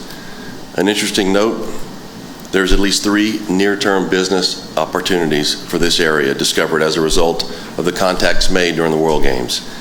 The Alabama Experience, I hope all of you had a chance to go through it, an interactive expo to showcase careers and training opportunities. More than 12,000 visitors came through ALEX. Highlighting career interests, we now know 37% were interested in careers in health services, almost 40% in information technology, and 26% in advanced manufacturing. We were able to share information about current job openings, pay ranges, training options, and cost of living where these jobs are located right now in this region with visitors and guests. We expect an economic impact analysis from the city very soon, and we understand early indications are promising even with the less than hoped for international guests. We've had hundreds of millions of positive impressions from our city and state around the world. Broadcast in over 60 countries, globally streamed on the Olympic Channel, and nationally broadcast on CBS and CBS Sports. The full-color imagery of our city and region as a new medical capital of the South with our own unique flavor, and a region that is embracing who we are and our diversity, are new images that will stand in stark contrast to the old Birmingham images of the past. It's hard to put a price on what that will mean for our future. But as a point of reference, according to a recent national news article, no city in the modern era has ever profited from hosting a Summer Olympic Games since the 1984 Olympics. And every previous World Games since the inaugural in 1981 were funded almost exclusively by the host country's national and local governments. There was no playbook for producing the world's first major international multi-sport event coming out of a global pandemic. But now we have one, and it will make us better. Our corporate community stepped up with over $27 million in sponsorships. We are asking them to do more. And according to the former president of the International World Games Association, these World Games 2022 had more sponsorships and private funding than all of the previous 10 World Games combined over the last 40 years. There's little doubt that this event, on balance, will stand as a very positive moment and pay dividends well into the future. This was our first foray into hosting a major international sporting event. We all know that. The president of the International Olympic Committee, Thomas Bach, flew to Birmingham and raved about our city and its potential. We're now on the radar of international sports around the world. We know these events do not happen without public-private partnerships. They are investments, and the returns happen in the days and months and years to come. This additional investment that we're requesting will provide ongoing value as the organizing committee shares all of the data, the information, and best practices that you've heard about today. From operations and logistics to transportation and security, this organizing committee will provide ongoing support, learnings, and data transfer to the city to help prepare for other major events, such as the 2025 World Police and Fire Games, future national and international events that will help us all continue to get better. Councilor Tate, I know we talked at length about that and ways that we can improve upon this and learn and get better as a community. I want to thank you for your time, for this opportunity to speak to you. We'll be available now, Council President Alexander, for any questions. Thank you very much, Mr. Sellers. And councilors, we appreciate the presentation by Mr. Sellers and his group. At this time, councilors, we do have a motion on the floor, and I will open up for questions and discussion. If we don't have any requests to speak, are there any questions? Councilor Abbott? Yes. And I want to be very careful with what I say because the World Games were fantastic. I thought that everyone did a wonderful job, and it is so sad to me that this dark cloud has come over and rained on our parade when we were joyous at first, and then our joy was diminished a little bit when we found out we were $15 million in the hole. And I guess my biggest concern is the fact that the city council, unless people knew something I didn't know, was not informed that there were any problems until, after it was all over. We received no heads up, no, things may not be quite as good as we thought. We didn't receive any information. And, the thing that came to my mind was, what did you know and when did you know it? Because two sponsors who didn't provide the commitment didn't add up to $15 million. And if we'd had 100,000 tickets sold at $35 a piece, it would be $3.5 million. So somebody knew ahead of time that we didn't raise enough money to put the World Games on, but the body that has to approve the excess spending is us. And we were left in the darkest of dark. And I guess of all the things about this, the whole situation makes me sad because the World Games themselves were wonderful. We had a great time. But I guess now that the, cat is out of the bag, we certainly can't go back and inform the council in retrospect. But, the other concern is the fact that state law doesn't allow us to pay for things after they're over. And I want to know what the deliverable is. I've read this document that we're going to pay $5 million for, and I want to know, are we going to receive something that we can actually pick up and read, or are these promises to come attend a meeting and train someone if we ever ask you to? Because $5 million is a lot of money to pay for what's in here. So I guess that would be my question that I would like someone to answer is, what are we actually going to get? Because within 2 weeks, we're going to pay $5 million. So we're in a big hurry to get this money out the door. And once the money's out the door, we're not getting it back. If we don't get these services, it will be our tough luck. So I would just like someone to speak to what we are actually going to receive as a result of this. After everybody disperses, I assume everybody's going back to their real jobs, or if they had them, or else they're going to go find a new job. So are they all going to come back to provide these services? So I would just like anyone to speak to that. Thank you, Ms. Abbott. I see that. I can state what the services in the agreement provide. Some of those services, and this is not all inclusive, but they provide services regarding sponsorship, corporate donor database information, volunteer database information, World of Opportunity database information, training on security protocols, training on international and large-scale event management, expertise regarding logistics, technology, transportation, inventory management, as well as security operations, to name a few. Okay, so I read that list. What are we going to receive? Will the counselors be able to read all this or see it? Or how does it manifest itself? There will be form of reports that will be given pursuant to the agreement. Okay, and so I am one council member and I want to receive all of it. So I just want to say that ahead of time, because I deeply resent being left in the dark. And some citizen said, well, you should have known. Well, exactly how should I have known if no one told me? And there are people in this City Hall building right here who I am absolutely certain knew and did not share the information. And certainly the World Games LOC, I mean, y'all knew, but the city council that has to approve this, and all the people that are going to run again are going to have to explain their way out of this. And we deserve some respect. And we didn't get any. We didn't get any. And if any of you feel respected, raise your hand. But I don't feel respected because we were kept in the dark. And when I found out about this, it was accidental, and Dr. O'Quinn had to inform me that no, the LOC representatives did not come to just kindly give us 3 medals and a Vulcan. There was just one other little thing that I missed out on.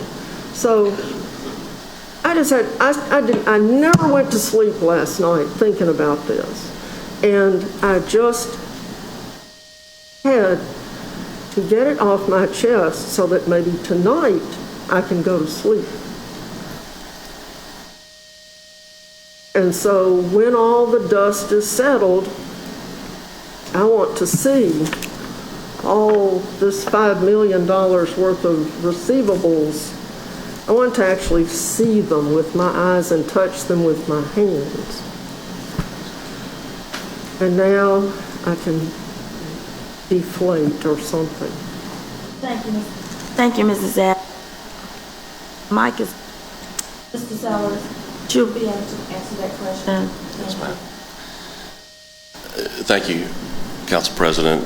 Councilor Abbott,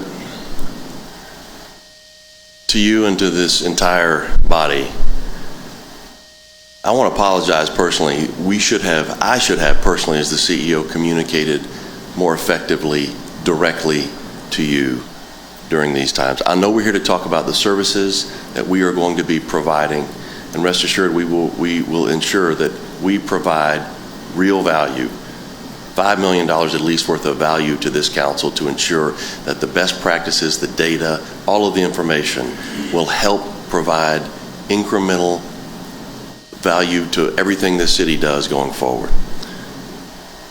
But you raised a salient point, and I'd like to speak to it, and that is, when did you know? How did you know? How did we get here? And if I may very quickly, I want to ensure that I state the record on this. This was, as you know, as we all know, this was a $75 million original budget bid. Up until the end of 2021, we really believed as an organizing committee we could do this for around $60 million. And we were tracking $57 million in real revenue, almost $30 million of that from the sponsorships alone. The pandemic hit, we got into the early part of this year. It became clear in May when we lost some sponsors at roughly $2.5 million, and there was still an international COVID restriction in place until mid-June. We didn't expect that. That 200,000 tickets we were expecting to sell, many of which internationally, were not going to materialize, and we had to recalibrate downward from 7 million to 4 million in ticket revenues. That was a $6 million hit. We were expecting 57 million. That's where we ended up at the $51 million. We communicated that. I communicated that to our board, to our constituents, and publicly. There is news accounts of us stating we are going to have a gap. We didn't know it was going to be where we ended up. We still expected a lot of walk-up and a lot of ticket sales, and we had those. Unfortunately, we didn't realize the international and the regional ticket sales that we would have hoped, and it's a fine line. As you know, when you're marketing an event, you have to be careful that we wanted people to continue to come. We had made those investments. The contracts were in place by the time we really heard from the airport that they weren't seeing the demand and pickup that we were expecting. I just wanted to state, though, I should have continued to communicate in more specificity to you and to the members of this council that level of detail. We communicated there was a gap. We were Excuse expecting me, a gap. Mr. Sellers, if you just Yes, ma'am. allow me. Thank you. For the members of the public, if you would please silence your phone. This is a very important meeting to us. There's some distracting noise that is not allowing us to be able to listen and to concentrate. So if you would please silence your phone, or I'd have to ask you, if you won't silence it, we'd like to ask you to leave so that we not have that distraction. Go ahead, Mr. Sellers. Thank you. Council President, thank you. That was it. I just wanted, I know we have spoken many times through these games, and we've all been in this for what is best for this community. Many of us, as you know, on this staff, took no compensation from this. We were on loan from our companies to help execute on these games. We had every intention of executing what we believed and what we know was a first-class event. Again, the pandemic no one could have expected. We thought we would be out of it by this summer. There were spikes both here, as we all know, and around the world that created the challenges that we faced. Thank you. Councilors, any other questions? Councilor Williams. Thank you. Mr. Sellers, if you'll just hold up 1 second. Thank you, and thank you for your team for being here. I kind of want to walk down what is the path forward if this council does not approve this contract and you are not subsequently able to raise whatever your delta is. What is your path forward, and what are those options, and what does that look like? Councilor, hold on, Mr. Sellers, before you answer that question. Yes. City Attorney, would you remind us what is before us today? Right. Before us today is a contract for new services, and I would also like to recommend that we go into executive session pursuant to 3625A7, A3, and 4 to discuss potential litigation and security. So moved. All in favor, let it be known by saying aye. Aye. All opposed. All right, thank you, councilors. At this time, we will go into executive session. It is now, my watch says 11:15. If we could just recess for at least 15, 20 minutes. I don't know when to put a time frame on it, but we could recess and we'll come back. Thank you.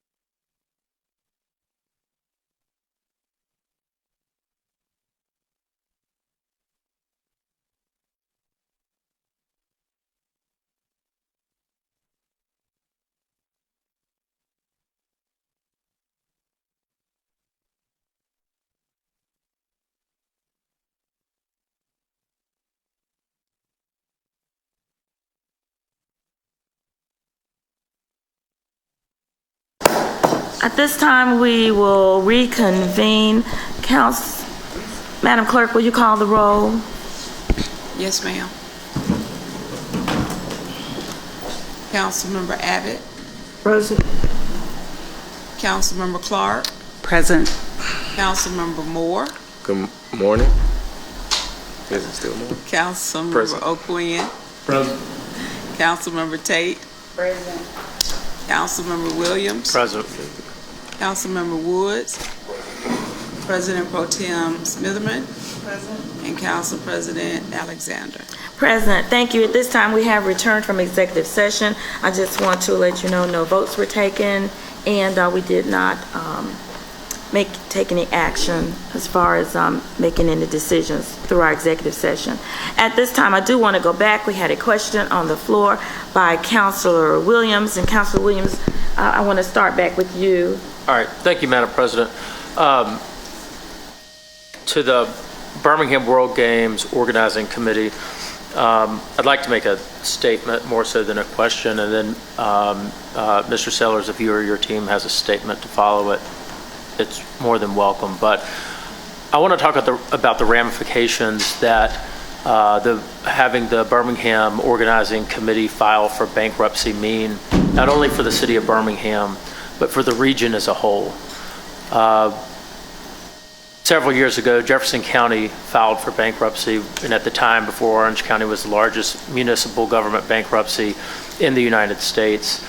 That bankruptcy has cost this region not only economic development, but it has cost the taxpayers, many of whom's median income is less than the average for the country, in very exponential ways.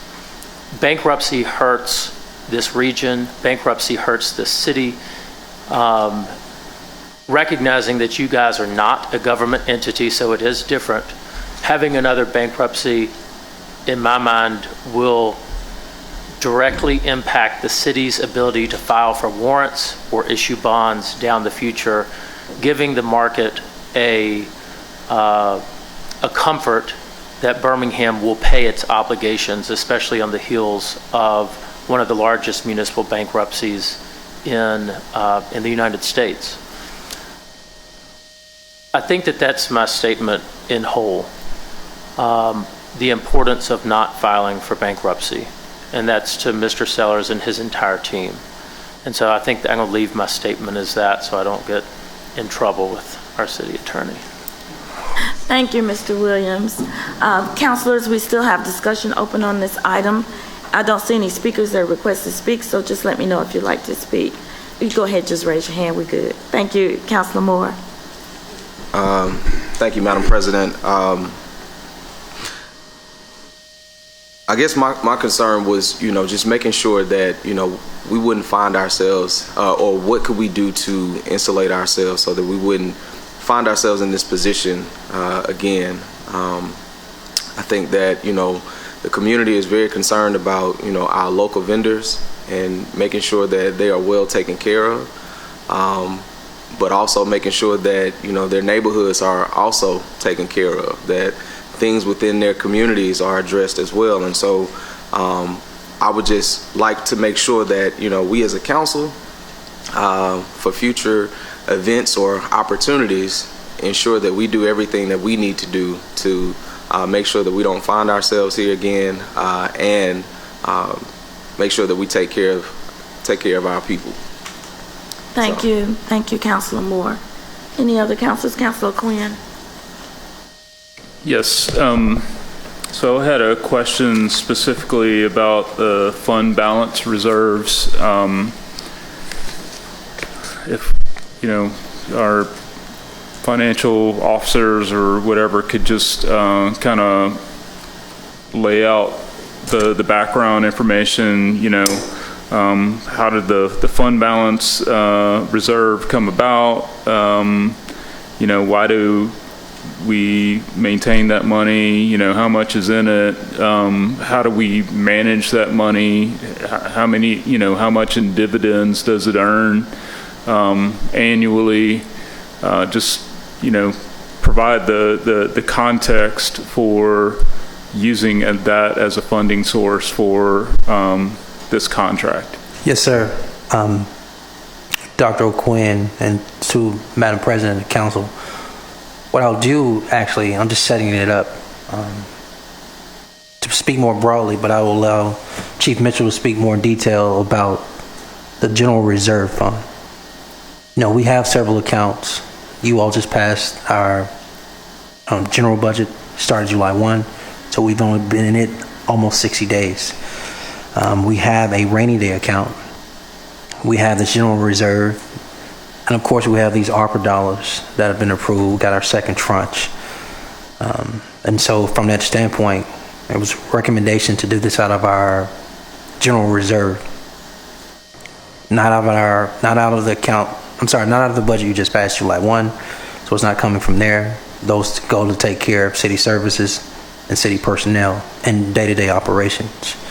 Not of our rainy day account, because that's more attached to the market. We know fluctuations in the market, where the market is volatile, etc. Then there's ARPA dollars, where each of your concerns, whether you've received it directly from a constituent or a neighborhood officer, of priority for neighborhoods. We want literally the majority of that money to be pushed out into continued services for neighborhoods as well as revitalization efforts. That leaves the General Reserve account, which I will let Mr. Mitchell speak to address your direct question. Chief. Madam President, okay. So, Dr. Quinn, to answer your question, from our last audited statement that we presented to the council back in, maybe July.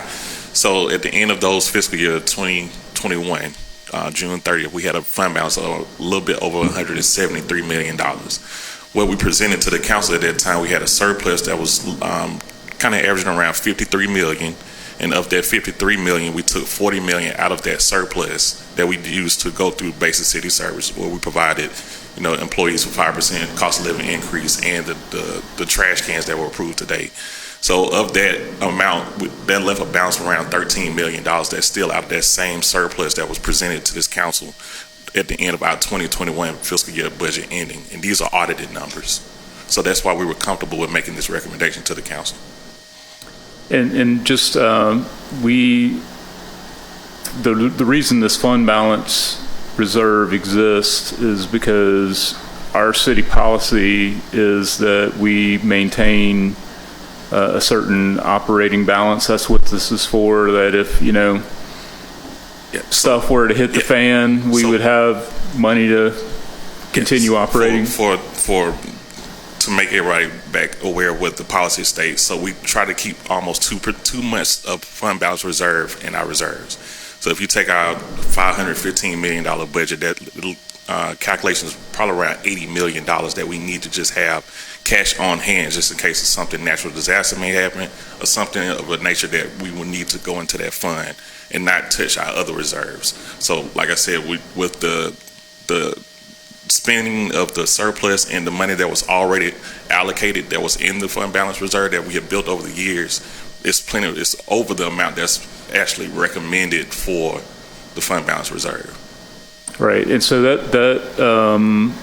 that balance, unlike our rainy day fund, none of this money is encumbered by investments or anything. It's not, producing dividends or anything like that. We just have that as liquid assets that we can put to work if needed. So that's two separate funds that we're talking about. So the Birmingham fund is what the sale from the proceeds of the Birmingham Waterworks fund. So those funds sits in an account that yields funding based off of how the stock market and bonds are allocated and going on a daily basis. Of course, that fluctuates because depending on the market value and what's going on with the stock market. Got it. Thank you. Thank you, councilors. Councilor Pro Tem. So I've gotten this question in a neighborhood meeting about the economic impact and how this will be poured back into our 99 neighborhoods. I think that's a big question maybe the public has, because, with big events, that's kind of part of the reason why we bring big events to the city, to have a boost in revenues to help move this city forward, not only on a sports level, but to help our people as well. So can you kind of talk about that, either Mayor Whitfin or maybe Nick Sellers? Yes, ma'am. That is a very fair question. That is one I look forward to not only providing this council in detail, but to the entire public. 30 days out, we don't actually have the hard, tangible numbers yet, what the actual economic impact was. Any number today would be I wouldn't even say an estimate, be more of a guesstimate. But I'm confident that number will be hard, and we will have that number before the month of September is over. And my expectation is that those who have that hard number on our behalf, I stand alongside them and present it to this council as well as present it to the public what the actual economic impact was. Now let me give you my projection. I do believe it will be positive. I do believe it positive, and I do believe it will be a high number on what we were actually able to net via tax dollars. And there's an expectation that those tax dollars go back into the city. So for example, we know that back in 2018, this body approved the dollars to go towards a new stadium, as well as the refurb of Legacy Arena. We agreed that we would create a neighborhood revitalization fund from that, and that revenues netted from that area would go back into neighborhoods. That commitment is still there. That commitment is still solid. So, for example, we know 2 of the biggest events of that 10 days was the opening ceremony and the closing ceremony.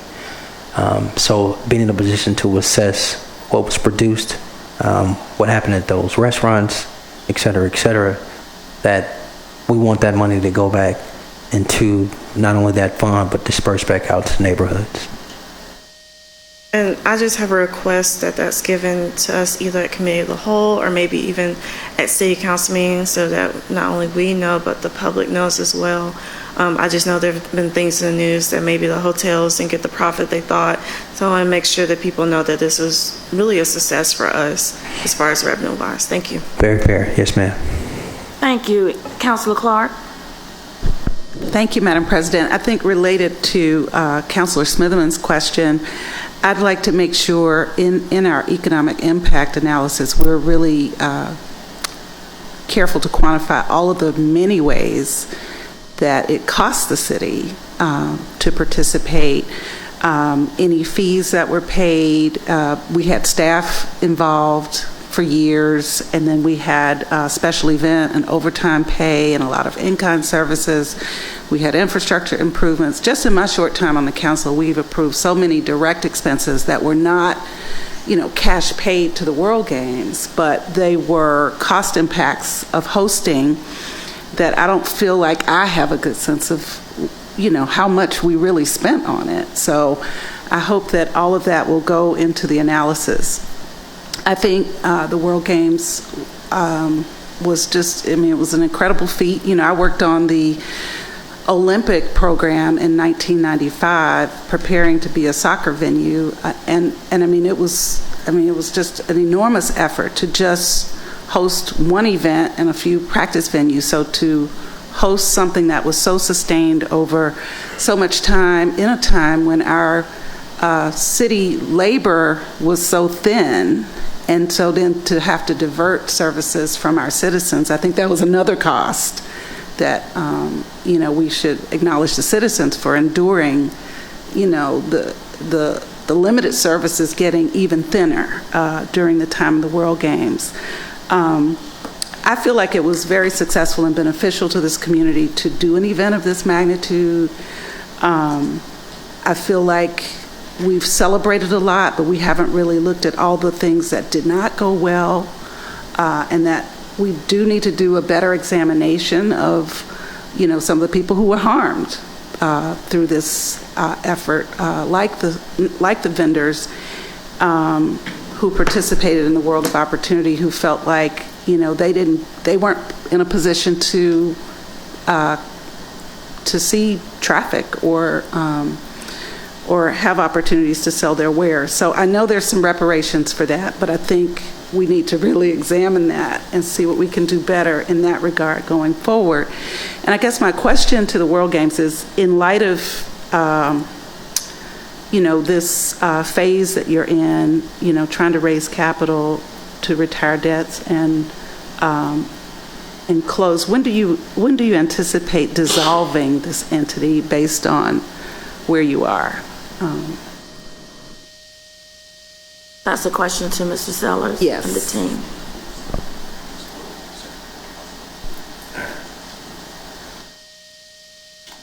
Councilor Clark, we will continue on through the fourth quarter of this year with a lot of wrap-up. Obviously, with the International World Games Association, we'll have a final COCOM or coordinating committee meeting where we do a deep dive analysis. We're in that process right now with a company called Quantum that's doing a lot of the analysis, both for the World Games Association and for the organizing committee. We would expect that we will totally wrap everything up by the end of Q1 or in Q2 of next year. Do you have to pay that company? Ma'am? So do you have to pay them? That was a contractual obligation of the IWGA at the original component of it. And it was a shared payment between the IWGA and the organizing committee. So that's, Madam President, Yes. separate and apart, but I will add, based on your request, there is an economic impact analysis that's underway. We expect to have that back in September. Based on your question to him, which is, I think, technically like a third request, is that there's an analysis going on about all the things that happen. That's standard every 4 years, closeout for all World Games. No different than the Olympics, same closeout. Takes some months. Your second one was about costs. I think that cost was attached to labor. And so if you're okay, I just think that has to be separate. I'm unaware of economic benefit analysis being incorporated with the cost of labor, et cetera, et cetera. So we will do that. It will just be separate. Thank you, councilors. At this time, we're ready for the vote. I do want to say that, did you have something? I apologize. Councilor Woods? Thank you, Madam President. I did want to say, one thing I'm disappointed in has been I don't think we've adequately shared enough information with the public about some of the things around the deficit with the World Games and how, we as a city potentially could assist or move that forward to try to close that gap. And so personally, I would like to see this item delayed at least a week to rectify that. But zooming out a little bit, really, at the end of the day, the World Games, I think, was special. As a kid from Birmingham, to literally see something like this in my hometown was special. Something that, I think we'll always remember. I know I will. I have a high level of appreciation for all the city employees that had to put in a ton of time to make this happen, as well as the World Games Organizing Committee for that time and hours that they had to put in to make this happen. And so, but at the end of the day, I think there's a lot of frustration, and I don't like to say never, but I rarely ever make emotional decisions, but there's a lot of frustration, I think, that was created, whether it's an attempt to minimize the council or mislead, or just if it was a disrespect thing. I don't think that we were shared the most accurate information at the time. I know we met here in February, and we're kind of giving some numbers, and nobody ever came back behind that and said things have changed, things have shifted, and then the post meeting we had just kind of after the World Games, kind of talking about some of the things that happened. It sounded like there was some time in between the game starting and the meeting we had here at Committee of the Whole in February to update the council, especially knowing that we would have to be in this position making this decision, and like I said, I'll put I feel at the beginning of this, but I feel like we got the information last, and I feel like people were in position to share that information with us. But I think this is a lot different conversation prior to the World Games, being able to, and I think even zooming out further, I mean, it feels like a trust issue. I don't know, if you didn't have trust in the city, I mean, it transfers to us, and how we share information with the public. Like, we have to be able to trust the public, with truth and be able to share with them what we're dealing with, and be honest and be able to this is what we have to do to fix this, but we need to be able to share, what we're doing and why. And when we're in the dark, we're in a terrible situation because we're out there on a weekly, a daily basis telling residents what we believe is the truth. And then we'll have to go back and clean some stuff up, because we had conversations when, and I know there was a gap between February and July, and I know some things changed on the ground. My frustration is that we weren't read into that. And so 100% appreciate, the task that you guys had on your plate as far as trying to execute on this and get it across the finish line. I know that had to be at the top of your priority list, but does definitely create some frustration in being, at least on some level, intentionally left in the dark. I feel like even some of the, the vendors, the vendors that kind of got left out, I think that was, happened in a way to put the most pressure on the council as possible. And I think I'm kind of couching this in all these conversations that I'm constantly having with residents. I literally had a budget meeting probably about 3 weeks ago, our annual budget meeting with the district, and explaining to them, how tight this budget is, and where all of this $515 million is going, and why we can't do another $150,000 for sidewalks, or why we can't add in another $5 million for road paving. And so we got to fix the trust issue. And so, we have to be able to explain to them, why we're doing it. I try to do the best I can with that, and this just, like I said, puts us in a really bad situation, because people are asking for things like, whether it be additional litter crews, whether it be more code enforcement inspectors, whether just like things that, are probably in our power to do. And a lot of times, it's a financial, at the end of the day, it's finite resources, tons of stuff that needs to get done with those finite resources. So there are some, some rubs there, but, when they see how quickly, we can come up with $5 million, that creates a level of frustration. And it's a level of frustration that I've listened to. I mean, because I take all the phone calls. I'll let people fuss, yell, vent as long as they want to. I was in a neighborhood meeting last night till about 9:15, 9:30, letting people, express themselves. And so that at the end of the day, we're the most forward-facing. I think the mayor's in that category too. But we get hit with any and everything.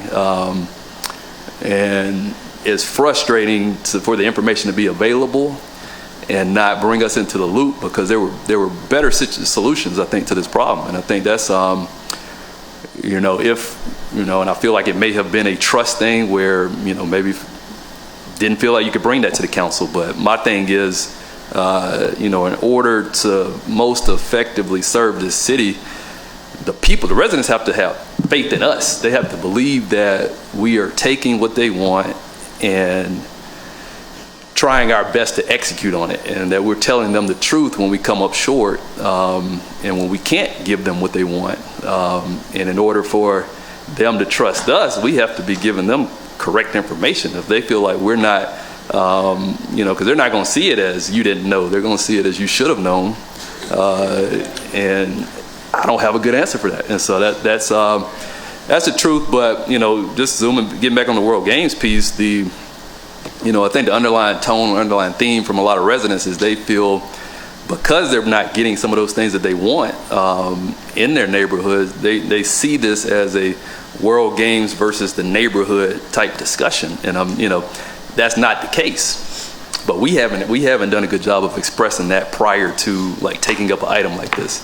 And so I think we got to even do a better job ourselves of, it's not an either or thing. We got to do economic development. We got to take big shots. We got to continue to grow our city. I think, administration has done a good job of pushing us and putting us in good positions, but we can't allow this narrative of this thing we're trying to reach for in your neighborhood or at odds. It's not either or. And so I think just communicating that better, is going to help us build trust. But, I think my colleague, Councilor Williams, kind of talked about the bankruptcy aspect of it. And that's probably one of the worst possible outcomes, honestly. When you look at this thing from a 360-degree perspective, that is probably that's the worst outcome. There is one outcome worse, and that would be us basically, spending $5 million on these services and then not getting to a point of full solvency. And so, or to say that in a better way, us putting in $5 million and then they still have a bankruptcy situation. And so, my thing is, I guess just to kind of sum up my thoughts, as a business owner and understanding how like our budget is funded, largely on the success and growth of our business community, it puts us in a situation where I'll speak for myself, puts me in a situation where, I think that the business community having confidence in the city that, we're not going to leave you hanging, like we depend on you. The better you do, the better we do. I think that puts us in a weird situation. And so, I do want to do all I can to help the business community in the situation, but also balancing the responsibility of being fiscally responsible and sitting in this chair. And so, for me, I would like to do a couple of things. One, delay this a week, give a little bit more forward-facing information to the public so they can understand this and what's going on and why. I think one of the things, even at the neighborhood meeting last night, when I was explaining to the neighborhood residents what was going on, a lot of them were supportive.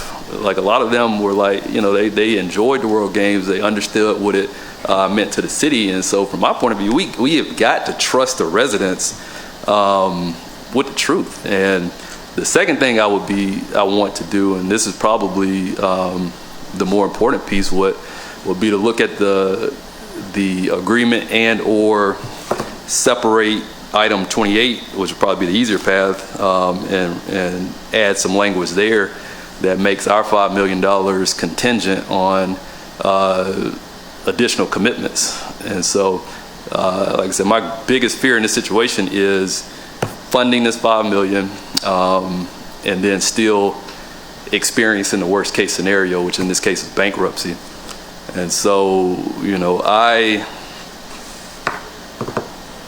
I guess I'll move for a 1 week delay, and if we're able to do that, then I think we can accomplish the second thing that needs to be done. So at this time, I'll move for a 1 week delay.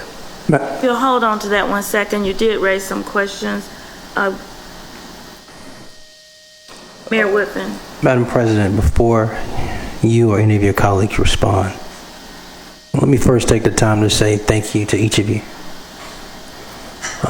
Let me express my appreciation for what I would say what our Dean of the Council, Ms. Abbott, started, and with your colleagues, Clinton Woods, pretty much put a bow on. I know each of you. The 10 of us play team very well together. We communicate with each other very well. We don't pull punches. We're honest. We're direct. We get it out how we feel, what we think, what we desire, what we want. And I'm aware and I know each of you enough to know this sucks. I know you don't have a desire to actually want to give this contractual service of $5 million towards the organizing committee. I know that. I know that because I feel the same way you feel. There is frustration, there is concern, there is a lot of feelings. I also think within that, over the more than 2 weeks now, there has been some conversation that the organizing committee has sat down with each of you individually. That there has been ample conversation, that not just in person, but in email, not just in email, but in text and other forms of communication, your questions have been answered. We wouldn't have gotten this far to present this before you at a public meeting, but for the solving questions. That doesn't take away how anybody feels or how you will vote. I do also want to express the external, sincere pressure that I think is very fair. Neighborhoods and issues in neighborhoods, and this being a representative form of government, what residents share with you, what neighborhood leaders share with you, which we all agree with around city services. Just a short reminder that the budget you just approved, monies for public safety, monies for public works, monies for city infrastructure, combine all of those things, along with the surplus and general fund budget, $15 million in paving roads, the highest police budget ever presented, more money for public works, etc. That we have more of a manpower than putting money towards the things we say we care about problem.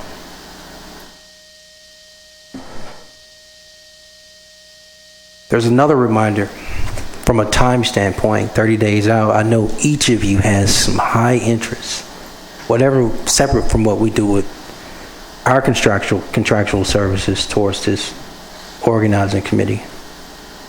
But each of you has some interest in community related to small business owners. It's a synonym. You can use vendor if you want. But there are other organizations that exist that are being asked for resources, and they're seeing what the city going to do. And I think a delay hurts that process, and even more hurts the people you say you want to help. Now, in my conversations with each of you, I'm comfortable saying this out loud, Madam President. I think Clinton Woods, your colleague, should vote no today, and I would prefer you all not to delay this. And please vote your conscience. Thank you. Thank you, Mayor Woodfin. I know we have the request from Councilor Woods before us, and he can put that in a motion, a counter motion, if he gets the second to go with this. I do just want to remind us that when we think about the World Games and what we're about to consider, every relationship is either successful or it's an opportunity to live and learn. And I know that what's grappling the 9 of us, the 10 of us today, is what we've gone through with the World Games. Well, we've all came back, and following the World Games, we all rallied in what we felt was a great success for our city. But now we have what is before us today, and the ordinance and the resolution that is trying to give us other data, give us other information as we move forward. So I really want us to think hard on this opportunity now to live and learn, and make this truly a opportunity for a learning lesson. As other events like this come before us, how as a council we consider those to protect our residents, to protect our people that are doing business with us. All of that is very important to us. So what I'd like to, you can offer a counter motion. for the delay, but here's what I want to ask you, Counselor. Let me. When you ask for the delay, let me ask you a question. Let me. I want to ask you because I need to ask. I need to ask you this. You're asking for a delay for what you said, 1 week delay. What is you want to get more information before us, or I'm just asking you, what do you want us to accomplish in that week delay? Right. Like I said, this time I'm going to withdraw that motion for 1 week delay. I think hearing the mayor's comments, I think there's some wisdom in needing the city to signal, what we're looking at. I do think there is a need to, and this might be something we can take a recess and take care of, but amend the language in this resolution and in this agreement that makes this funding contingent on additional commitments. And so I'll rely on legal to help, put that into, a better form and string of words. But I think that would better, put us in a better situation. I think that gives the World Games Operating Committee, some more leverage to go out and continue to raise funds and generate revenue.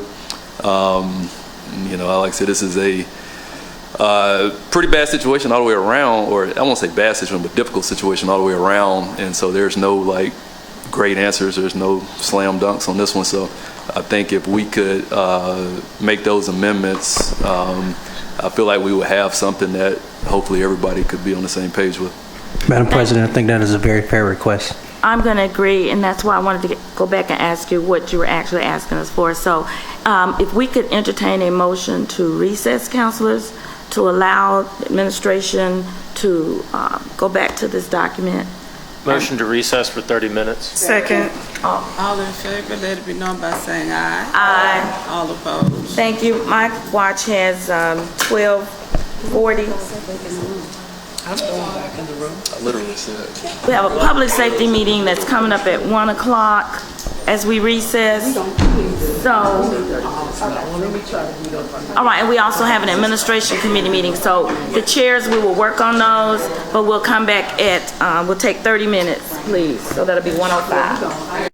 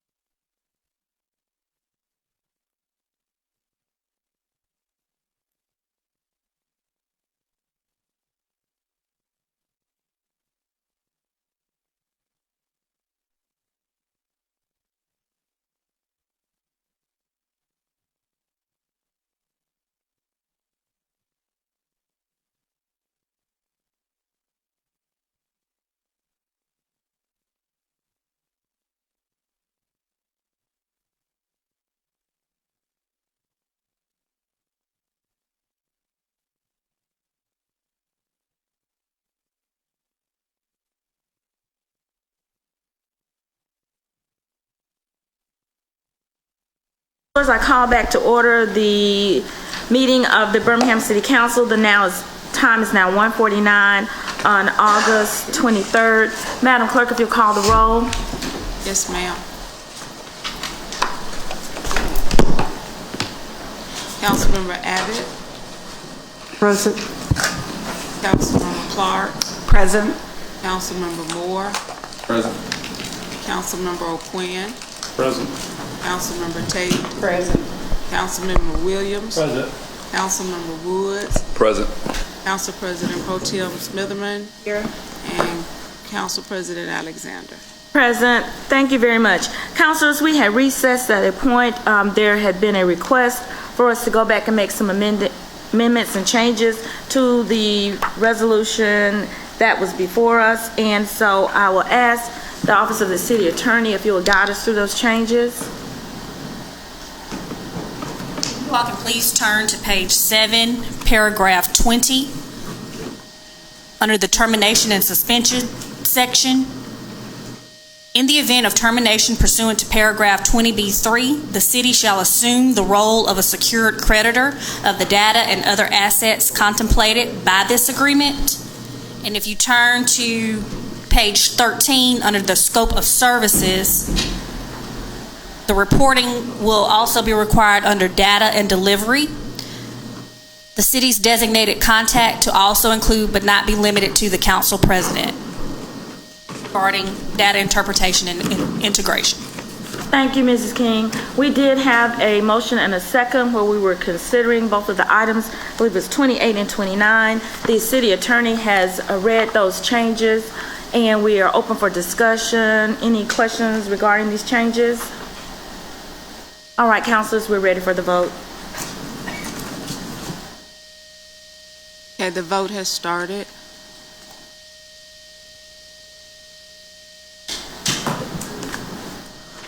Councilor O'Quinn. Yes. All right, thank you very much. Both of those items passes. I thank you, councilors. We appreciate Mr. Sellers and your team. Thank you, Mr. Mayor, for bringing this request to us. I thank you, councilors. I know today has been a long one. I do know that it continues our commitment to our neighborhoods as well as to the city of Birmingham. So we thank you all. At this time, councilors, I don't know if any of you have any comments in the lieu of time. We will be able to put those comments up, but if any councilor has a comment, I think Ms. Clark, you had asked.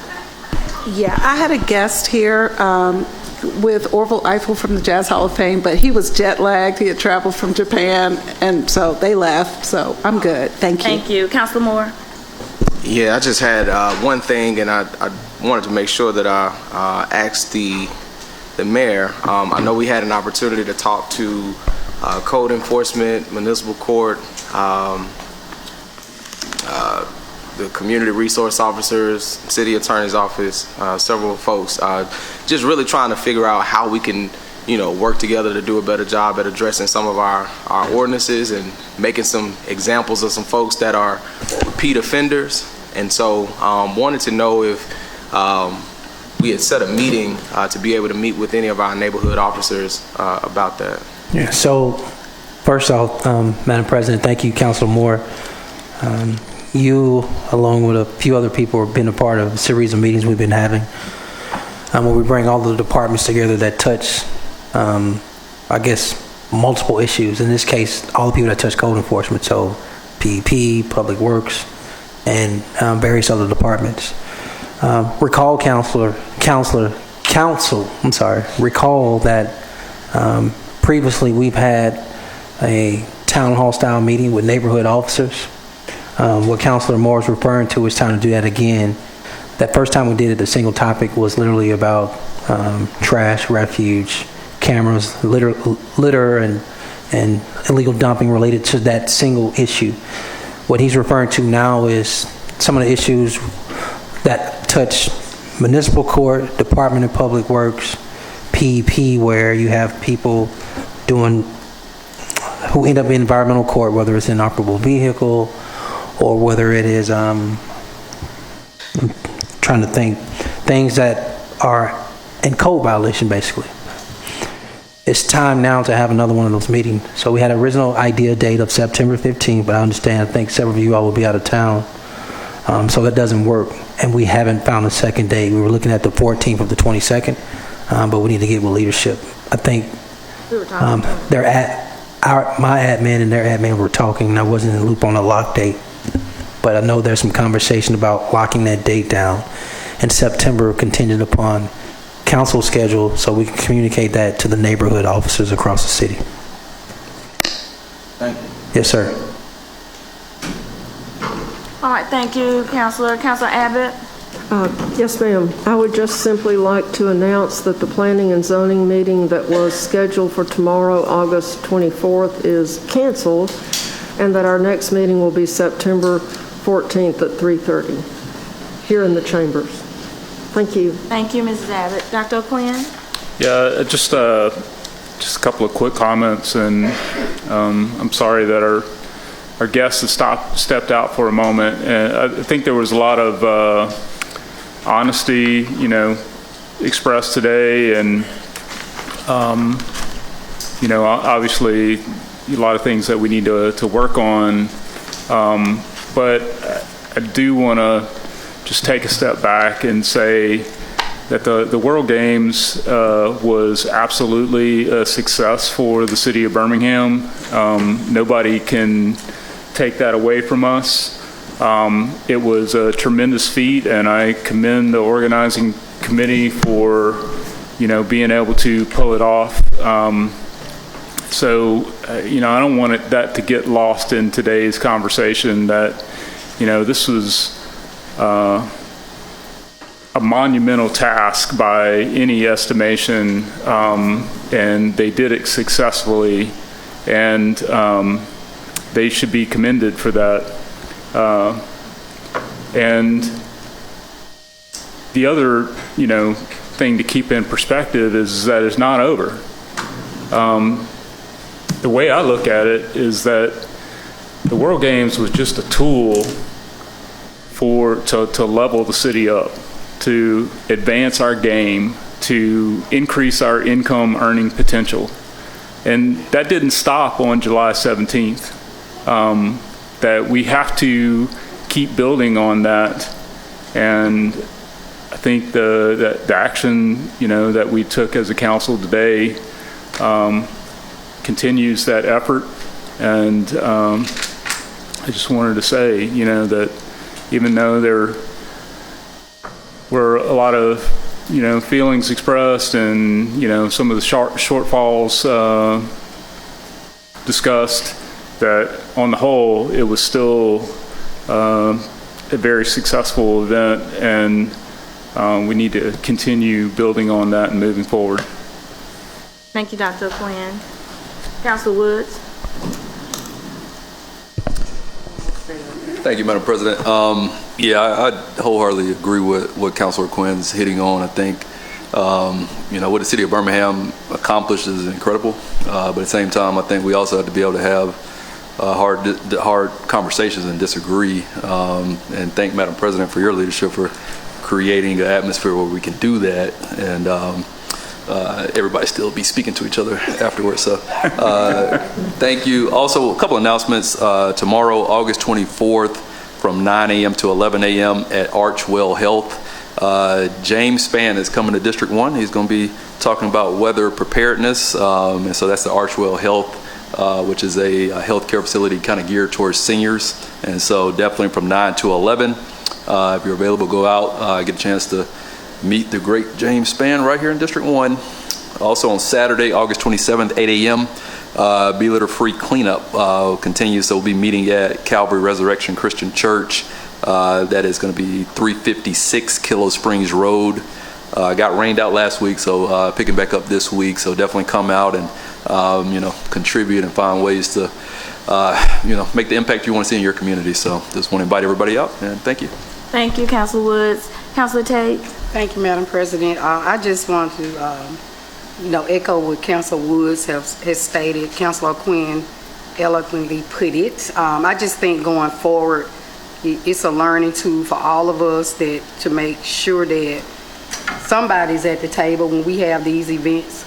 and so we won't be blindly left out. We can get some sharp people, in leadership and in this city, to help, shape things and move things in the order that they need to be moving in. So I just want to, just put that out there for this body that, going forward, we need to have some people at the table.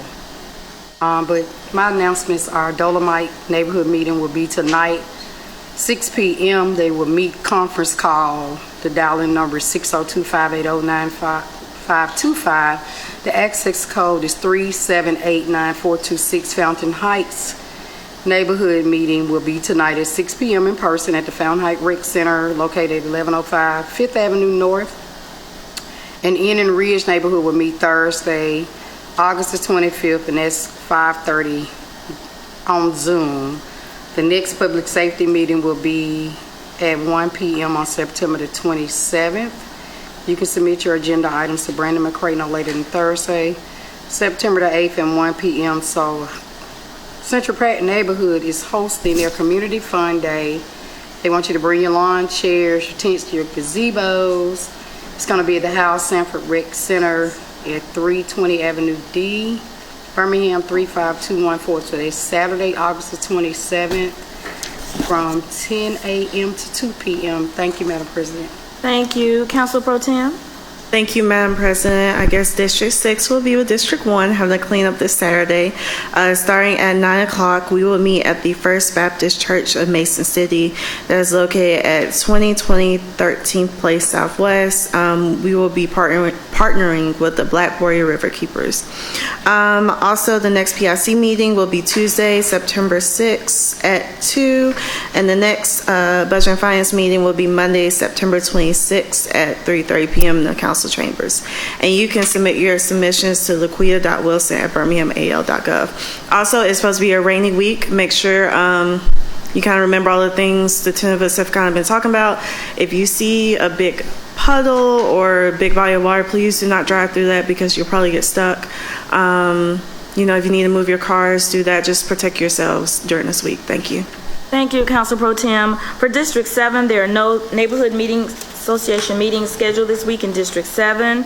The administration committee meeting that was to have been held at 2 o'clock, it has been canceled and it will be rescheduled at another time. We do have a neighborhood cleanup on Saturday, August 27th. That'll be the Germania Park Neighborhood Association. They will be cleaning up starting at 9 a.m. The meetup will be at South Park Baptist Church, 2341 Pearson Avenue Southwest. I do want to thank the neighborhood president, Ms. Gibson.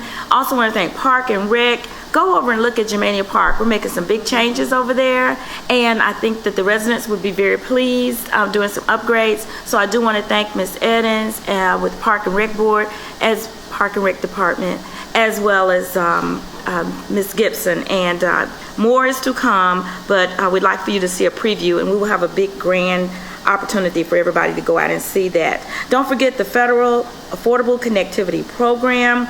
Be sure to sign up if you are in need of, want to be sure that we have all the tools available for your children to succeed in school. Just a reminder, we need to stay hydrated. It is 2022 Winona High School Grand Alumni Reunion Week. Pace yourselves. We have a lot of different activities going on, but just, we're going to have fun and we're going to have a safe time. I do want to thank the councilors, want to thank the mayor. I want to thank you, Mayor Woodfin. I had an opportunity to sub in for you this weekend and got to have some great dialogue with some wonderful ladies that had some very important, when we talk about neighborhood revitalization, who had some very important departments here within the city of Birmingham, and that is community development, the land bank, and capital projects. So we had a very great discussion. I asked you to go back and look at that, and there's a lot of information that we really want our residents to have about each of these departments and how important they are, again, to neighborhood revitalization. And I do want to thank the counselors. When we first started this journey, back when we finally sat down as a group in October, we had our first time to meet with the 10 of us. We talked about the characteristics of a dysfunctional team. And I think one of the things that's said about a dysfunctional team is that you're afraid to disagree. You're afraid of discord. and I truly say this council is not afraid of it. So I want to thank you all for, I do relish the opportunity to work with each of you when we have these hard decisions in front of us. So thank you. Continue that. I want you to all feel that we need to press. It's a lesson learned for us. We need to press, and we need to be sure we're on top of the information, and we're going to expect that information back to us, okay? I want to thank the service today of our officers on duty, Cedric Pinkert, Kiana Suttles, and Clyde Coleman. At this time, councilors, if we could entertain a motion for adjournment. Oh, I'm so sorry, Ms. Clark. Go ahead. I really cut my announcement short because I thought we were trying to get out of here. But I do want to remind my colleagues and citizens who might be interested in serving on the park board that we are taking applications until August 31st. So you can get those to carmen.mays@birminghamal.gov. Thank you. Thank you, Councilor Clark. She was so compliant. We all said we were going to cut them a little short. So thank you. Everybody was. Short. Thank you so much. All right, do we have a second? Second. All in favor, let it be known by saying aye. Aye, aye. Meeting is adjourned. Thank you all. Thank you. I forgot to thank you. Thank you.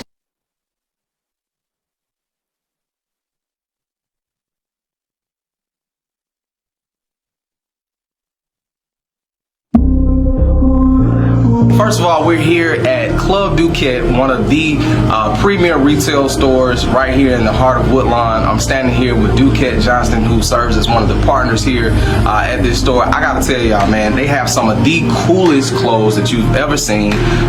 They have some of the coolest events. I just encourage everybody to come to Woodlawn, come check out the store. Like I said, I'm standing here with Duquette Johnston, and I don't know, just tell us a little bit about the store and some of the things that you all have been able to do here. We wanted to be in Woodlawn, first of all, because of the community aspect, the involvement between neighborhood association, business association, and everyone that's around this community.